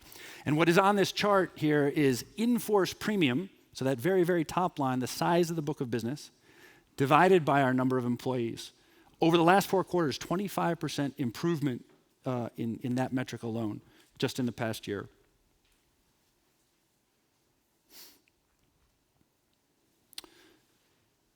So our customers are amazing, yet our average premium per customer is $343. That's an incredible achievement.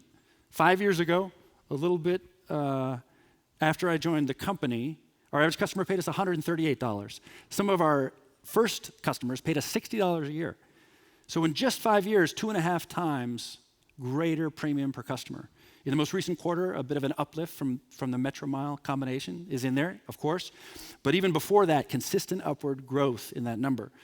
So the glass is I'm not sure if it's half full, but the glass is going in the right direction on this page. Significant improvement. But now let's back that up and look at the entire market potential.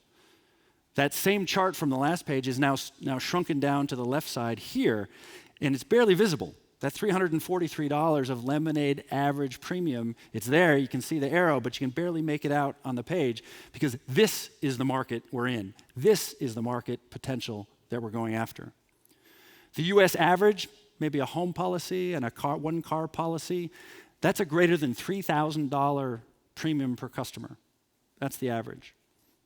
The top Lemonade customer, this is interesting. Top Lemonade customer today pays more than $10,000. So we're there today. Now, there's only a couple at that level, to be fair. But we're there today. We have the product, we have the portfolio, we have the support mechanism for customers to pay us $10,000. If we dial back just to the point of our IPO, that number was $6,000.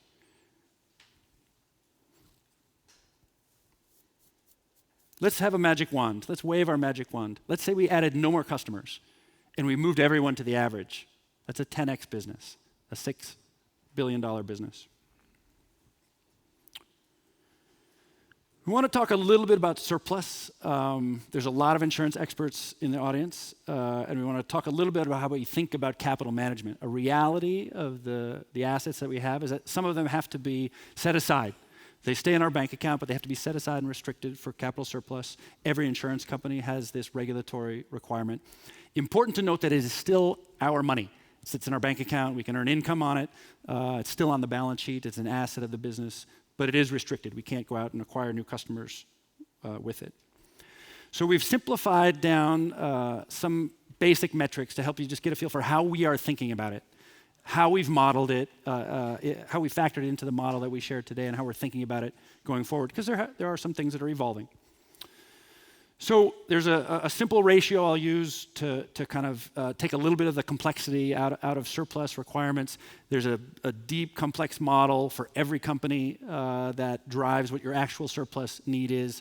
It's got a lot of moving parts, but at a very high level, with no real thoughtful management of capital or surplus, think about a 3-to-1 ratio.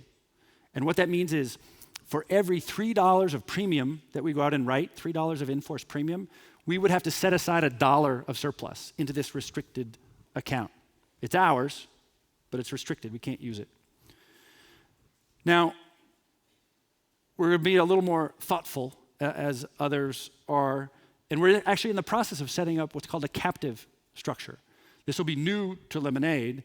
It's not new to other insurance companies. It's a commonly used approach. It's a legal entity, a regulatory structure that enables you to get more leverage out of this capital surplus ratio. And it's a little more common at companies that are growing a little bit quicker. If we employ this captive in the way that we expect we'll be able to, we can expand that leverage from a 3-to-1 ratio to a 5-to-1 ratio. So think about, instead of setting aside $1 for 3, you set aside $1 for every $5 of premium that we write. There's also quota share reinsurance, which is a structure we have in place today, and we've had in place for some time. Today, we cede or share about 55%, exactly 55% of our book of business with our reinsurance partners. That's been as high as 75% in the past. Reinsurance is a market, just like any other. We expect that reinsurance will be available to us. We don't always know what the cost will be, what the price will be, what the terms will be. And if we find them to our liking, that is a lever that we will take advantage of. And if it's not, we have other opportunities and other ways that we can manage our capital. So think of the reinsurance lever as something that, if we find terms attractive for as much as 75% of our book of business, as we have it in not too distant past, that ratio becomes 8-to-1. So think of a 3-to-1, a 5-to-1, and an 8-to-1 as potential ratios for this surplus structure. Now, the reality will be it'll be a combination of these, and we don't know exactly what that combination will be. We'll be able to augment and adjust over time as makes sense and as terms dictate. But I would think overall as sort of a mix of those potential structures of about a 6-to-1 ratio. And that's what we've factored into the models that we have shared today. Now, underneath the detail, there's more in the surplus world. There's things like risk-based capital, RBC. For those of you who are experts, that adds a little bit more to the surplus, and we factored that in. There's a little bit more requirement for companies who are fast-growing or for companies who have had historical losses. These are all true of Lemonade, and so we've factored that into the modeling that we've shared today.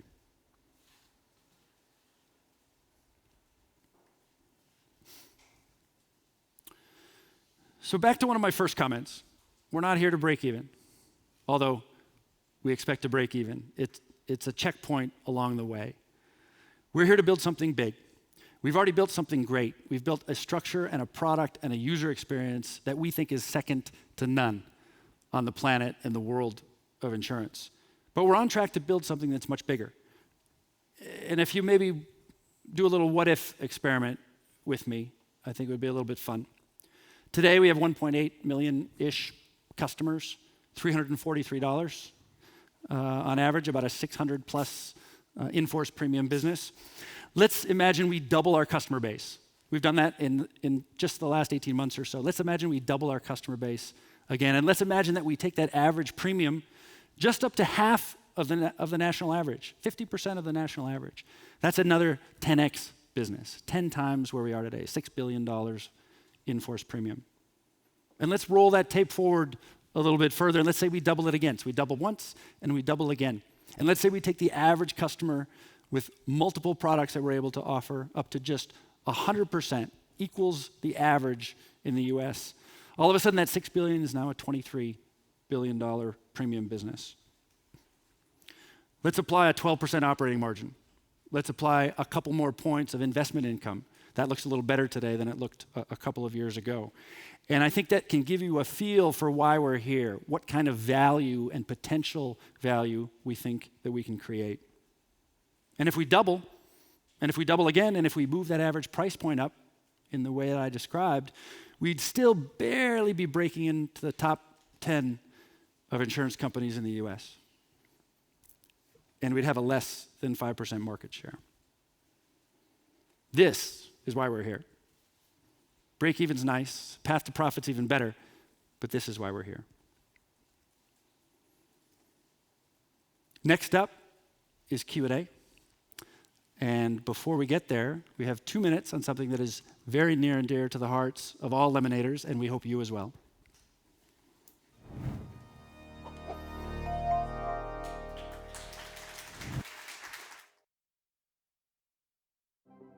Two billion people in the developing world rely on the crops produced by smallholder farms, crops that are more likely to fail every year because of intensifying climate change.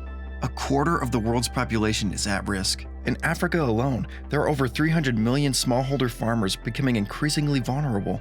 This is exactly what insurance is for. But protecting smallholders isn't financially viable for traditional insurance companies, which is why crop insurance is either too expensive or non-existent, leaving 97% of farmers in low-income countries without a safety net. Until now. The Lemonade Foundation is proud to introduce the Lemonade Crypto Climate Coalition, a new nonprofit initiative. It's the world's first Web3 organization built from the ground up to protect subsistence farmers from climate risk. Blockchain enables radical new ways to overcome the limitations of traditional insurance, all with low costs and a minimal carbon footprint.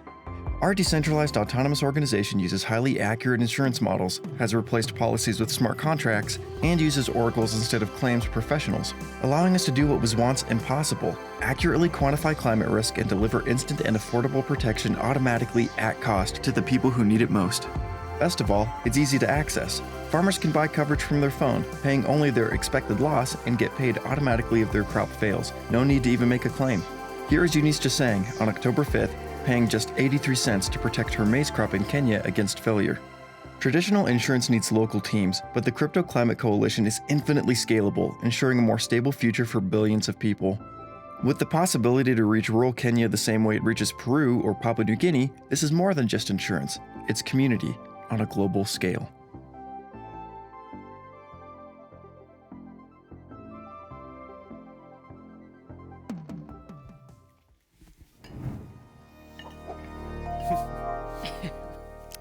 All right. Nice. We'll be taking questions from here in our offices and also online. So if you'd like to ask a question, please raise your hand and one of our team members will come over with a microphone.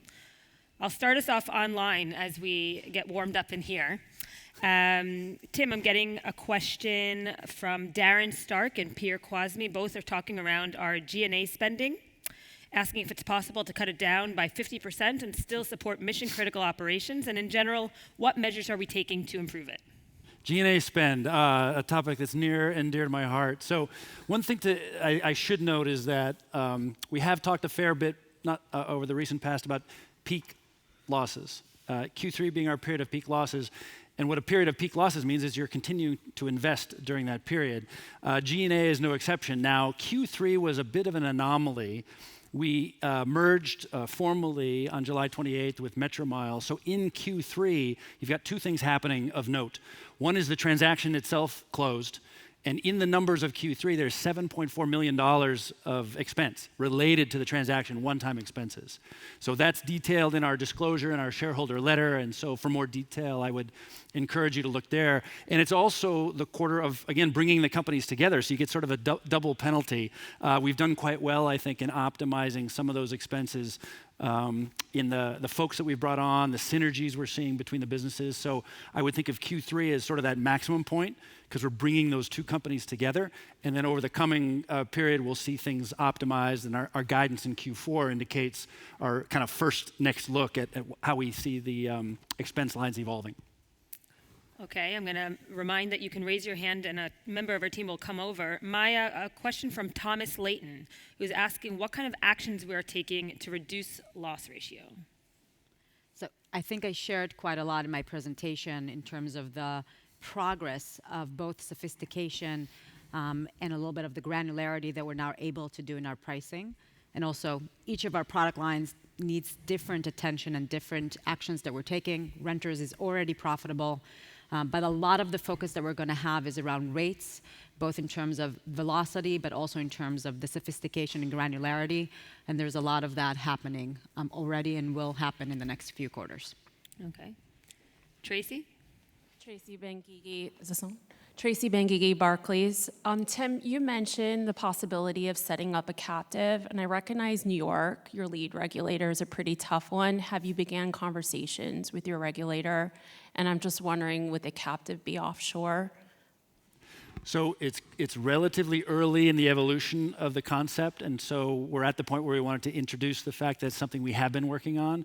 We're not yet to the point where we're disclosing any of the particulars around how the formal structure will be put in place, and that will, I would expect, to evolve over the coming months, and we'll, to the extent we can share those details, we will. But at this point, we're just stepping into the structuring of it.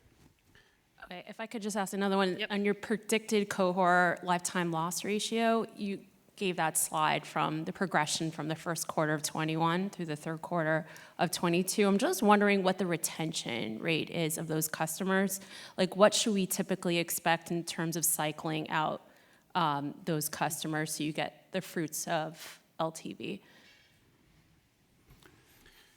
Yeah, a couple of thoughts. One, Tracy, just coming back to your earlier point, you're understandably focusing on New York. Do remember that as of last quarter, we have 2 regulated entities. One of them is in Delaware. So we do have more optionality around that as well. We disclose our retention on a dollar basis. In the last quarter, you saw actually a nice spike in that. So that is our dollar retention. If memory serves, we're at 84%, which means customers that were acquired during that cohort, their dollars now represent, or the dollars that they pay us today represent 84% of what they paid us on day one. Okay, so that's not blended by cohort. That's cohort. That is a 12-month rear view mirror. So you're looking at the same people, what they're paying you today. So in that sense, it is cohort. Okay, thanks. Yaron? Thank you. Yaron Kinar with Jefferies. My Maybe a couple of questions on the reinsurance side. So first, when you talk to the reinsurers and talk about the terms for the upcoming renewal, do they factor in the predicted loss ratio, or are they looking more at the rear view mirror? Hi, Aaron. Some do, some don't. The reinsurance market is going through unusual, tumultuous times right now, and it's certainly been hardening. But I have to say that we have, at this point, pretty deep and meaningful relationships with our reinsurance partners. Our largest reinsurer today is Hanover Re, with whom we do a lot of interesting things. The video that you just saw before was of the Crypto Climate Coalition. Hanover Re is our partner in that. So we do have deep relationships. And our anticipation is that they have, well, I know that they have a deep understanding of our business. The stuff that we've shared with you, they understand deeply. And our anticipation is that the partners who have been with us will want to continue to be with us. And maybe a follow-up to that. Given that we are entering a hard reinsurance market and potentially means higher reinsurance costs, I understand you have the leverage to maybe scale back on reinsurance, but how ultimately does that affect your gross premium growth and the path to profitability and to cash break even? Yeah, so we haven't entered renegotiations around our reinsurance yet. That contract falls due at the end of June. And as you probably know, it's customary to do those things 30, 60 days out at the utmost. So it's still premature for me to answer with any specificity the question that you're asking about what would the terms be, and the market has been shifting. So I want to be cautious. We do approach reinsurance, though, going forward slightly differently to how we did early on. And you heard us talk about it as a tool for surplus optimization rather than as risk management. We feel pretty good about the risk management piece of this.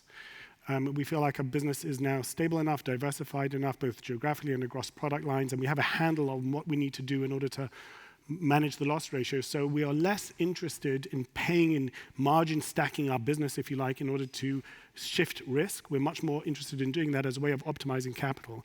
And that's why we'll come down to a calculation nearer mid-year 2023 of what are the actual quotes that we're getting. We'll have to give up margin in order to get more capital efficiency, and then it will just be us in an Excel spreadsheet figuring out the optimal mix. Let's take two more here, and then we'll go back online. Jamie? Jamie Inglis, Philo Smith & Company. In your slide, you had a predicted loss ratio in the first quarter of 21 of 86%. At this point in time, what did it turn out to be? I mean, if you were to look back on those policyholders now, where would that have been? It's a great question. Thank you, Jamie. I don't have the precise number of that particular cohort, but of course, the actual results are what train the model itself. So I'll answer you kind of in a more theoretical framework because I don't have the specific number to hand. And I'd also remind you that that cohort is still only 1 year old, and the first year, as I explained, is going to be above its average loss ratio. The average loss ratio generally materializes in year 3 of our customers. So I wouldn't expect that cohort to have an 86% loss ratio over the last 12 months. I would expect the model would have predicted a higher loss ratio over the last 12 months, but trending downwards. And because the model trains itself on the actual historical data, I would imagine that they tracked pretty closely to that, but I can't give you a specific answer to your question. Over time, has the predicted loss ratio, the ultimate loss ratio, become closer to what you predicted, or is it about the same? No, over time it's definitely asymptoting in the right direction. Maybe, Jamie, I'll add 2 more points about the predicted loss ratio. One Maya touched on and one we haven't spoken of. The predicted loss ratio does predict claims and churn and all the things that I spoke about, and it does understand that we are in a high interest rate environment, and therefore it will apply a discount for the cash flow. It doesn't know how to predict inflation. If we had a model that could truly predict inflation, we'd utilize it in all different interesting ways. So this assumes nominal values, and it assumes that our rates will take care of inflation, that we'll be able to stay abreast of inflationary pressures, which are a big deal in our business. But I just want to highlight that that is one factor that could impact actual results and how they might vary from model results, and that's not included in the model. The other piece that gives us tailwinds rather than headwinds, Maya did touch on, which is the model, while it is providing a leading indicator, it is fed by historical data, right? It crunches historical data in order to generate a prediction. It doesn't know what's going to happen tomorrow. We do. Maya already showed you how many filings we have that we have not yet implemented. We know what features we're developing that we've not yet deployed. So there's a lot of tailwinds still coming to the model. So the model is imprecise in at least two ways. One is it doesn't know about inflation that could hit us, and the other one is it doesn't know about all the hard work that we're doing and that could help us. Which is why I urge us to look, rather than at the specific number of 86%, to look at the trend line, because then you are looking at an apples-to-apples comparison quarter over quarter. And Jamie, can you hand it over to your left to Emmett for a question? Thank you. Hi, how are you guys doing? Great presentation, by the way. I just had a question about the model for that neighborhood in Houston. That was a great case study, but I was curious, what did it discover about that particular neighborhood that made it so, the pricing off? Was it like, the sister neighborhood seemed to be optimized, but that neighborhood was, clearly all off? I'm just curious what it discovered about it. That's a wonderful question, Emmett. I don't know. I don't know. I was playing around with the map and finding these interesting things myself. The team will know, but I apologize, I don't know. I will tell you at a high level that the answer is going to be pricing. So it's obviously mispriced. And Maya spoke about moving, she gave California as an example. We're doing this across the nation where the precision, the neighborhood precision has moved up 17,000-fold over the course of the last few years. So we're getting much, much, much, much more granular, which is what you saw in that particular neighborhood as well, that we are seeing the stuff. How that is then fed in, then you absolutely need to identify the root cause. And typically in that case, it will have come down to pricing. I don't know, Maya, if you want to add anything to that. No. Okay, thanks, Emmett. Okay, thanks. Sorry. May I ask a question? Absolutely, go ahead. Yes, so I'm Yukon, I'm a retail investor. So I have two questions. First question in terms of the dollar retention, that reflecting the in-force premium churn rate, right? I'm just wondering, for the customer churn rate, I think based on payback, and I'm also calculating myself, it's between 30 to 40%, so it's relatively high, the churn rate. So I'm just curious, what's happening here, and over the time, are you predicting to see the improvement? Yeah, the customer. So maybe I'll make a couple of comments, then Tim, if there's anything I'm missing out, you can help me out. So it's not been a number that we've disclosed, but it's not as high as some of the numbers that you're estimating either. But let me give you a little bit of color on that.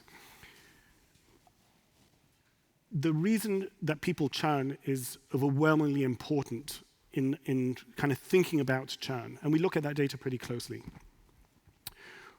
I'm going to miss the exact decimal point on this, but I'll make the point broadly because I'm working off of memory here. But every single customer that churns gets asked a question of why are you leaving us? Sometimes it's, hey, we didn't like how you handled our claim or something like that. That is incredibly remote. If memory serves, it's a fraction of 1%. It almost doesn't happen. It happens, but that is not what is accounting for churn. What overwhelmingly is being answered there is stuff like, I'll be back.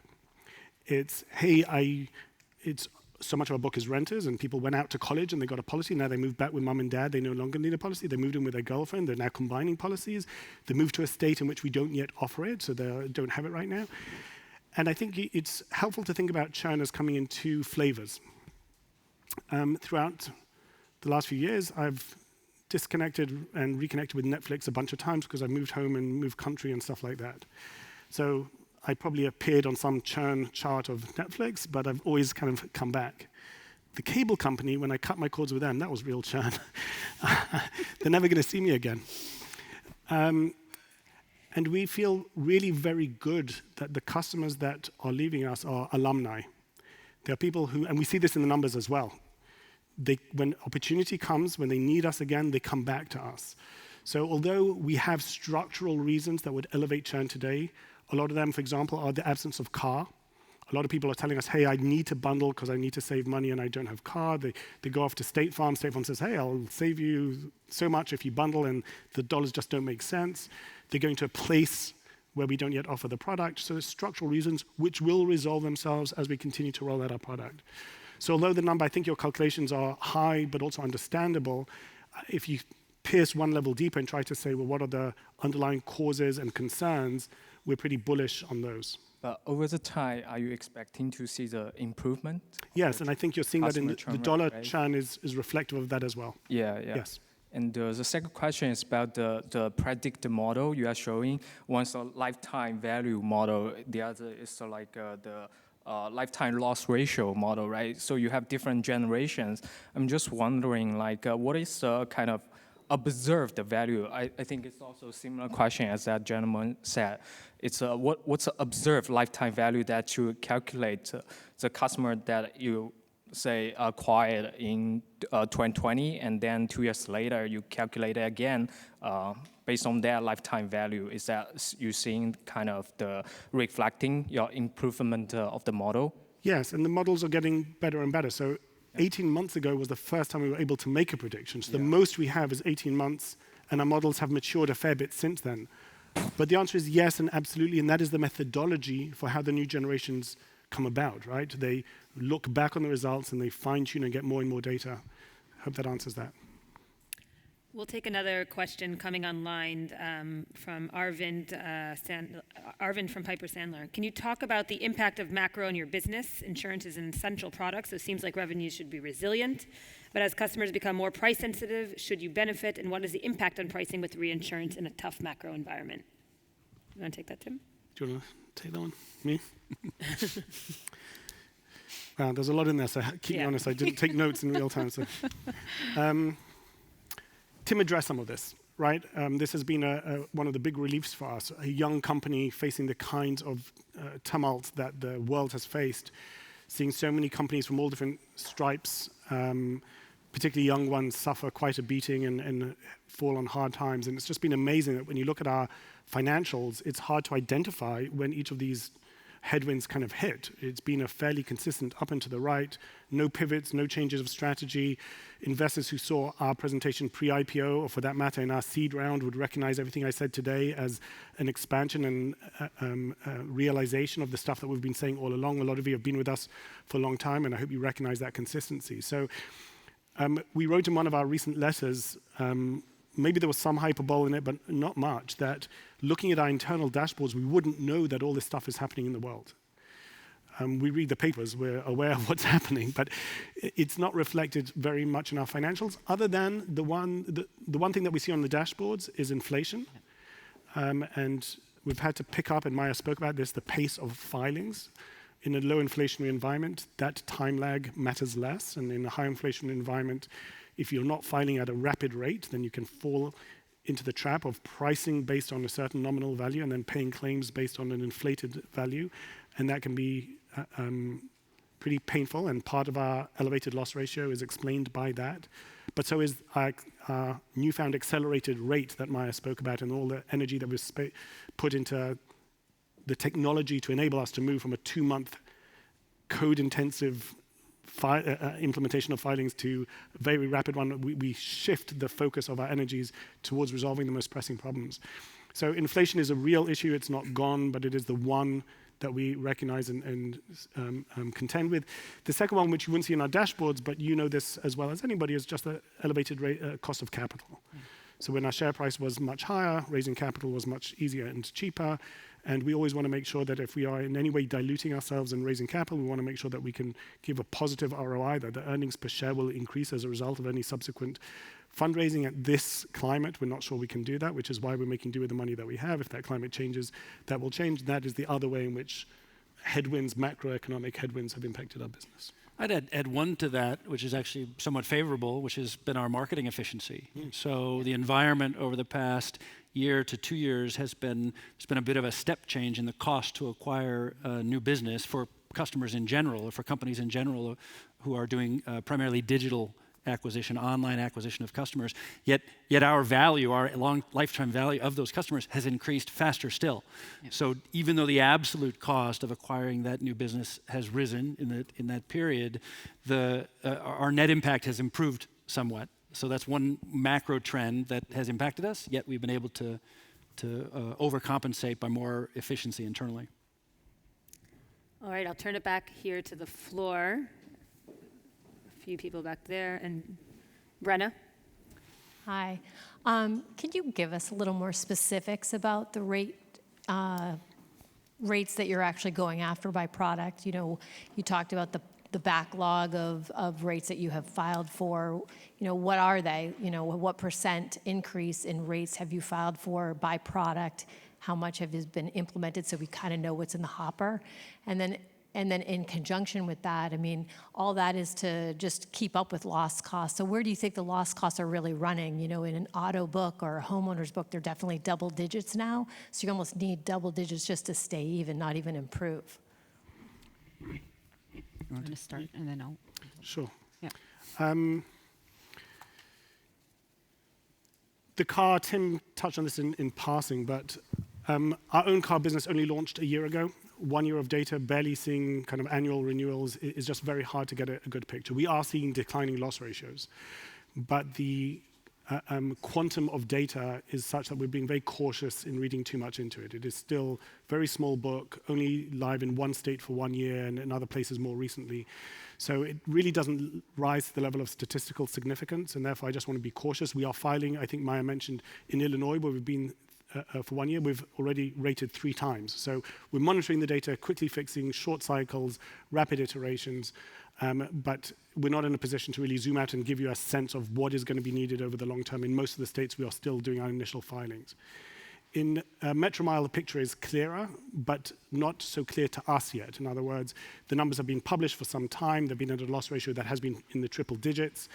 65% of that business is in California, and as you well know, they've just not been able to take rate in California. This is an important point to perhaps underline, which is we have absolute clarity on what they need in terms of rate. The data is very revealing in terms of what is needed. It's just a regulator that is unwilling to allow for that. So there's no disparity between what is needed and what we know. There's a disparity between what we know and what we're able to implement. And we respond to that by throttling back on growth. We have spent no dollars promoting the Metromile business since the acquisition. We said that on the day that we acquired them. We will change that the day that the rates are approved. So this is exactly what the portfolio management that Maya spoke about before, the fact that we have multiple geographies, multiple lines allows us to do. In home, maybe Maya, you can talk to home. So I'll just say, obviously, this differs by product and by state. So some of our states require very little rate change, really just to keep up with inflation. The business was profitable even before we went out of all of these rate changes. But just to give you a little bit of understanding of the velocity, so we grew our filings from last year for home 3 times. So we're doing 3 times the filings that we've done last year in our homeowner business. And some of the states that we're seeing bigger impact in terms of inflationary, up to 20%, 30% in terms of the cost of rebuilding and changing in the RCE, then we're taking as much as 35%, 40% rates in some of these states. And California is obviously a good example. We have a 35% rate standing. And if I can just follow up, you gave the example of Texas and using the AI models getting approved there. What is the start to finish time frame that takes to educate a regulator in that kind of a model? Yeah. So I think, again, depends on the regulator, depends on the state. And I think in many ways, this is a huge focus of ours, to really be at the front of it, sit down with regulators and make sure that we're taking the time to make sure that the way we're thinking about implementing these models is in a framework that they feel comfortable with. And with some states, like Illinois and Texas, I would say we've managed to make huge strides with and implementing that. And now we also have data to make them feel even more comfortable and almost use that as a case study as we move into other states and get more of that approved in other places. Go ahead. Yeah, sorry, just to add maybe one dimension to what Maya already said. It's an ongoing discussion with regulators, but it's been ongoing for a while. And we do feel that if we want to be leading the industry in terms of AI, it is a burden that we have to lift to educate the regulators and work on this. And we do a lot in this. I've met with many, many regulators, spoken to them many, many times.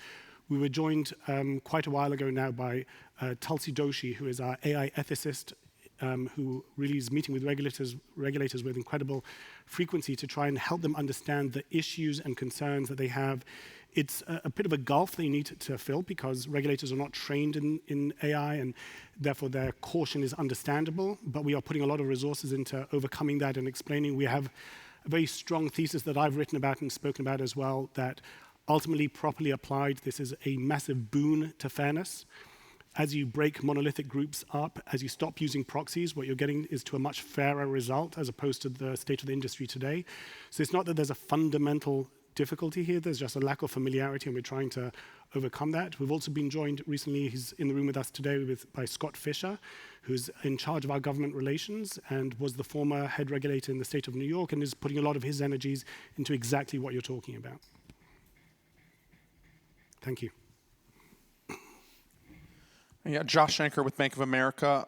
As far as I can tell, your customers are having outstanding experiences, and they're very pleased to stay with Lemonade, and their habits are changing and evolving. And to what extent are you finding that it may be the case that customers are like, I'd love to stay with Lemonade, and they go to look at your product and they say, and not only that, the price is the best. And then your loss ratio is quite high at 50% higher than competitors. To what extent, if you got your pricing in line where you were delivering 60% loss ratios in home and pet, would that same customer say, look, I'd love to stay with Lemonade, but Lemonade doesn't have the best price anymore. And they're making an economic decision that they haven't had made so far. I love the question. Thank you. 2 or 3 thoughts on that. One is before inflation kicked in, we reported a combined company-wide loss ratio of 69% just a couple of years ago. So we've been there. And in certain pockets, in certain states, in certain products, we're there today as well. So we can say with some confidence, our customers love us and buy at better loss ratios, not just at higher loss ratios. So I think the empirical data speaks for itself. Let me expand on that, though. What I tried to do in my presentation was take you through the expense ratio and the loss ratio, and try to make the case that we should ultimately be able to best the industry at pretty much every line on the P&L, every part of the combined ratio. But the point to highlight is that the ratio part is affected by price. What I mean by that is we could raise prices and have a fabulous loss ratio and lose our competitive advantage. The art that we're trying to apply here is how to be a price leader in most places for the right risks that you're trying to get, identify those risks better than others, be a price leader for them and not for others. The telematics example that Maya touched on, I think, is a fabulous illustration of that point. When you're pricing based on proxies, much of humanity looks very much alike. You say, okay, these are men and these are women, and men, this is a fact, have twice as many fatal accidents per mile driven than women, so I'm going to use gender as a pricing factor. But when you use telematics in the way that Maya expounded, you start seeing that I can see so much more nuance, because while men as a category may be worse drivers than women, there's more variation within those groups than between those groups. And therefore, it's actually a pretty crude measure, but it's the one that the industry uses. So suddenly, by getting continuous data streams from the vehicle, I can actually price people based on them being a human being and how they drive, rather than them being a husband or a man or a woman or having this kind of job or this kind of credit score, which touches back on my fairness point earlier. But it touches on your point as well, because what happens then is you take this big cohort of people and you can see, instead of this big chunk of monolithic people, you start seeing all the shades of gray in between. Suddenly the better drivers, the better risks, get a better price than they do than when they go to the competitors pricing based on proxies. And they will find us very attractive. The worse risks would prefer to pay average rates next door than pay their true rates with us. So you'll start getting positive selection happening. Loss ratios remain very, very healthy. Prices remain very competitive for the risks that we want and unattractive for the risks that nobody really wants, but that our competitors are unable to identify with that level of precision. I might add I think Texas is also a great example that I gave the new rates. The total impact of that created a rate increase on average. If you look at the impact that we had in terms of the rates that we took, and so we increased prices, but we managed to lower the predicted loss ratio for these groups, as well as keep conversion the same in the amount and the volume of business that we were selling. So you should expect to see that more state after state as we become more sophisticated. Doesn't mean that we're not raising rates, we're just raising them in a way that is a much more sophisticated and customized for each of the customers, depending on the risk that they have. We have a question from Katie. I know, Marco, if you could. Alex, great. Hi, thank you. Katie Sakis, Autonomous Research. I think this is a question for Tim on the base cases that you outlined. Annualizing this quarter's dollar increase in organic IFP ex Metro Mile implies something like a 25% growth rate next year, which seems aggressive to me given that messaging on marketing spend will be decelerating and that 3Q is a seasonally high growth quarter. So I'm wondering what's giving you the confidence in today's 20% CAGR outlook, and what marketing spend assumptions are you including in your model? So we of course have not yet given guidance for next year. Today was a bit of a preview, and we have indicated the growth rates of 20% in the model and 20 to 25%. That is correct. And so I think the connection between the amount of capital that we spend, the growth budget that we allocate, and the amount of business that comes in is pretty direct. It changes from quarter to quarter and channel to channel, but it's a fairly direct connection and fairly predictable. Now, we're having to deploy fewer growth dollars to grow because we now have multiple products and we're seeing more and more customers cross-selling, upselling without the additional customer acquisition cost. So in the modeling that we put together, we've assumed that our efficiency is about what it is now, which is higher in Q3, this past Q3, and going into Q4 than it was at the beginning of the year. And so as I noted a few minutes ago, we're seeing an improvement in that efficiency. We've also seen a bit of a benefit in the acquired Metro Mile book of business, where our assumptions as to the level of retention that we would have were actually a little bit better in the third quarter than we anticipated. And so that's giving us a little bit more of a benefit in terms of the anticipated churn there. And so I think the combination of those and the sensitivities we've done give us that confidence going into next year. Now, in Q1, we'll come with more formal guidance as for the quarter and the full year as we have. But between that sort of thinking and the sensitivities we built, really that gives us confidence in that 5-year view that even if year 1 and year 2 look a little different in real life, over the course of the model, the results are pretty reliable. Awesome. And then as a follow-up, I just wanted to ask about some of the variables that might impact those assumptions.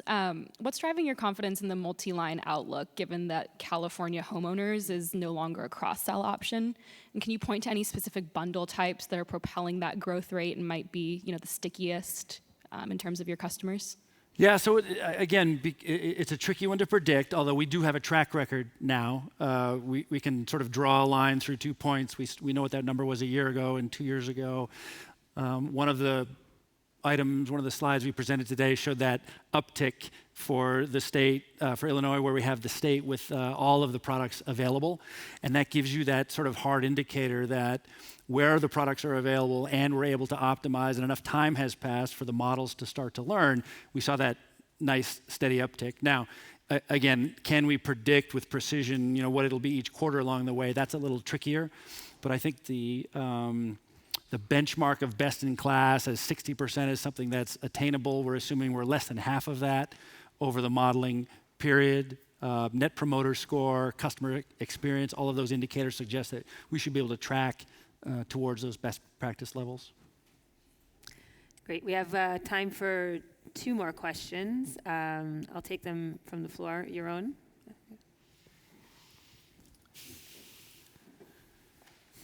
Thanks. Maybe a couple of questions on bundling. I think if we look at the industry, we haven't seen a lot of success in auto and home bundling through the direct channel. And I think that's going to be an imperative part of the growth opportunity at Lemonade. Maybe you can talk a little bit about why you believe that you can succeed there.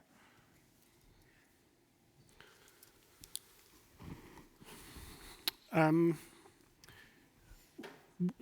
will tell.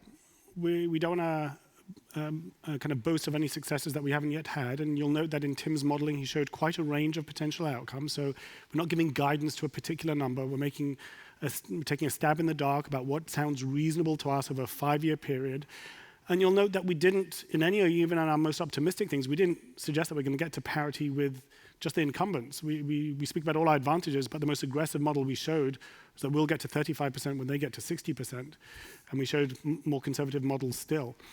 And our optimism, such as it is drawn from the last 12 months. And really the experience that we've had in Illinois and now repeated over 2 other states where we see the trajectory change angle in exactly the same way. So it's repeated 3 times over.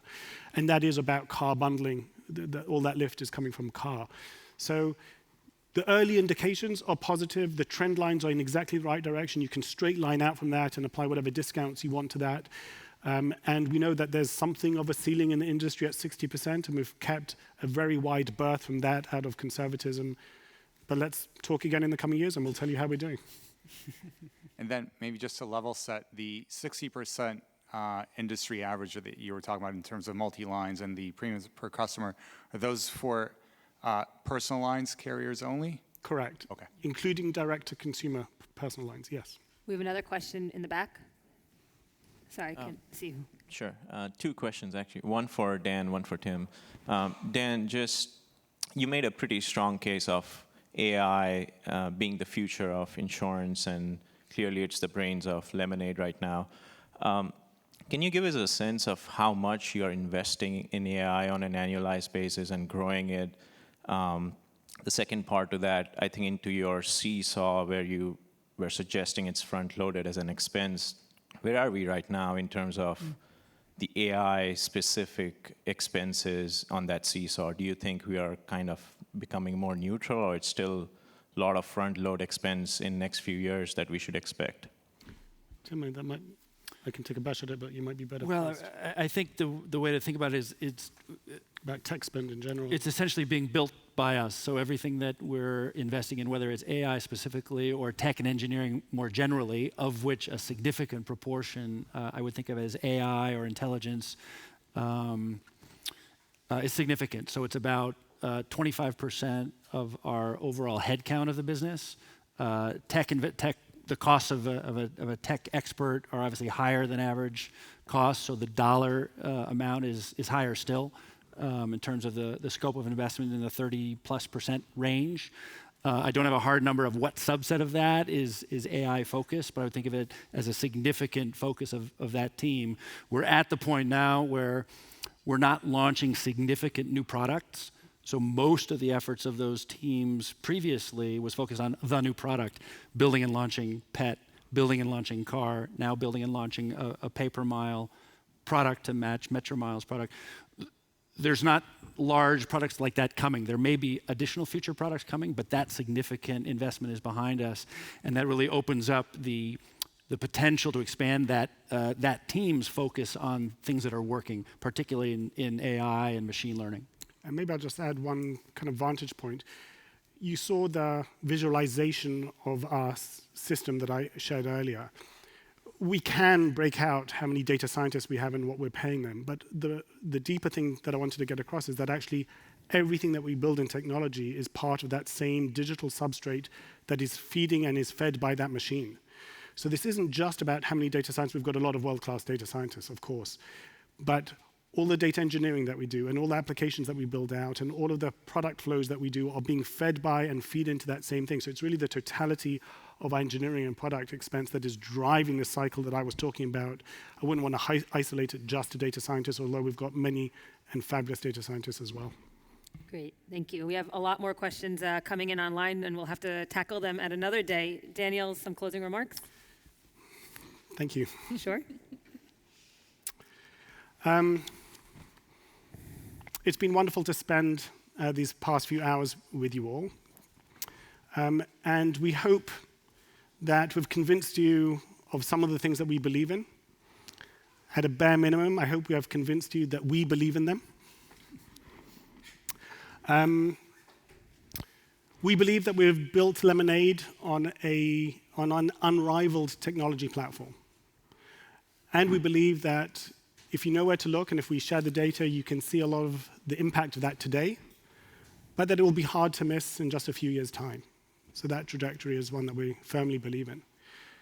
We believe that we are winning the battle for tomorrow's consumers, that our market share among first-time buyers of insurance is strategic for the reasons that I touched on earlier. It is highly predictive, perhaps the single most predictive thing of ultimate market share is market share among first-time buyers of insurance, if you're a long-term investor.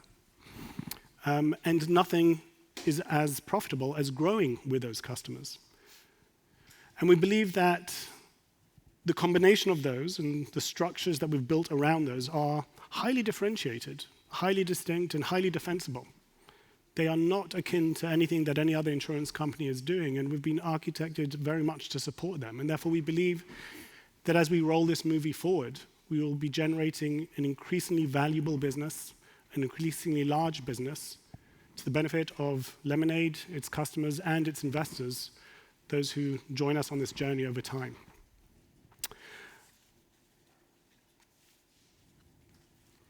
I want to kind of temper that by saying we know we're not there yet. We know that we are up against massively entrenched and formidable competitors whom we have nothing but respect for. And our belief is not at odds with that statement, nor is it mere hubris or mere wishful thinking. And I'd like to try and explain why our optimism, what it's grounded in. Lemonade is sometimes referred to as a disruptor. It's not a moniker we often use about ourselves. We have mixed feelings about it. And the reason that we have mixed feelings about it is not because we have any issue with disruption, but the way it's conjugated suggests that we are causing the disruption. We're not. The disruption that is coming to the insurance industry is coming because of seismic changes in the way humanity is organizing itself. And one of the consequences of that is that insurance companies are losing supremacy over their most important factors of production: statistics and data. It's as simple as that. One thought experiment to kind of drive the point home. If you stopped Joe Public in the street in the year 1700, and you said to him, who are the bastions of the world's data and who is home to its finest statisticians? He might have said an insurance company if he understood those words. In the year 1800, he would definitely say an insurance company. In the year 1900, no question, his top 10 would all be insurance companies. Quite possibly in the year 2000, if you stopped somebody in the street and you asked them that exact question, who has the world's data, who has the world's best statistics, they might have still named an insurance company. Today, towards the end of 2022, not a single insurance company would make the consideration set. Their question would be entirely answered with a catalog of Silicon Valley-style companies. Google might top that list. State Farm won't appear on it. That is the disruption that is coming to the insurance industry. It has lost dominion over statistics and data, and it's in the business of monetizing statistics and data. Lemonade is not causing that disruption. We can't take credit for it, but we can absolutely take advantage of it. And that seismic shift, that secular trend, is what's creating the opportunity into which Lemonade is entering. Because companies like Google that are built on an engineering culture are eating the lunch of insurance companies when it comes to data and statistics. And guess what? That's how Lemonade is built. Now, this isn't a quick turn. You ask us, will this reflect in Q1 results? That's not how we think. We're in this for the long term. We want to build something of sustained value for decades to come. I mentioned earlier that some insurance companies that were at this or a similar intersection 300 years ago are now doing $100 billion a year 300 years later. The prize is huge and worth fighting for. And that is really the perspective that we take as we think about what we're building here. And that is the root cause of the optimism that we exude, and I hope we do. I want to thank our investors, present and past and potential. And I want to do it in a roundabout way. I've been fortunate over the course of our time at Lemonade to meet a lot of the CEOs and leaders of a lot of great insurance companies around the world. And to a person, they are smart and focused and analytical. And the analysis that I just shared with you about the seismic changes and the disadvantages and the structural advantages, they know that stuff cold. They tell me that stuff. You get them in an honest, unguarded moment, they'll tell you that stuff as well. It's what keeps them up nights. And they share with me the challenges that they have, because having seen the writing on the wall, now it would be one thing if their business was doing terribly, you can reinvent a business when it's doing terribly, but they're doing great. They just see the impending stuff. And they want to just ride out their tenure before that all hits the wall. They see the impending stuff, and most of them want to do better than just run out their tenure. So they are thoughtful about what should we be doing about it. And they struggle. And this is the stuff of books. Innovator's Dilemma was written all about this stuff. And I remember one particular conversation with the CEO of one of the largest insurance companies in the world. And he starts cataloging all the issues that he faces. He says, I've got an amazing team of executives who were groomed for legacy preservation, not for business transformation. I have a culture that is risk averse, even though I'm in the business of risk management. Don't think I don't invest in technology. I invest billions in technology a year, but I don't produce a black box. It all goes into a black hole because it's spaghetti code dating back to the 1980s, written by people who have died, and code that nobody knows how to maintain. And the list goes on and on. He talks about distribution. I want to go direct to consumers. Apps are amazing. But am I going to give up all my business and my 40,000 brokers in order to make that transformation, et cetera, et cetera? Listening to him go through this litany of woes, I was reminded of a joke. It's a Scottish joke, and it's about a guy who finds himself in some remote village in Scotland. And he goes into the local pub and he stops the first bloke he meets and he says, tell me, how would you get to Aberdeen from here? And the guy looks at me and says, if I was going to Aberdeen, I wouldn't start from here. The biggest news to me when he was cataloging the mismatches between what he needs and what he has was his investors. This one I hadn't seen coming. He said to me, I have an investor base who want no volatility and a 4% dividend every year. And if I did the bold things that I know I need to do, they would oust me because I don't have the right investor base. That was striking to me, the importance of having an investor base who understand and agree with you about what it is that you're trying to do. Which is why for all of us, and for Shai and I in particular, since day one, being aligned with our investors has been of paramount importance. We don't want anybody buying Lemonade shares who thinks they're going to get something different to what we think we're building. We want to open the proverbial kimono. We want you to understand what's working and what isn't and how long things will take. And Lemonade is not everybody's cup of tea. It isn't. And if you like what you hear and this all makes sense to you, then hopefully you'll be drawn to Lemonade. And if not, sincerely, we hope you seek your fortunes elsewhere because we plan to keep doing what we're doing and we want fellow travelers who see the world in the same way. And in that vein, I want to thank you all for your consideration and for your time, and for those of you who are fellow travelers for your continued support and encouragement. And I want to just end the day by thanking our spectacular team of Lemonade makers. These are the most outstanding professionals we've ever had the privilege of working with. Bold, customer-obsessed, detail-driven, big-hearted group of people. And building Lemonade over these last few years has for Shai and I been the thrill of a lifetime. Thank you all so much. This wraps our day. Thanks, everybody. Have a great one.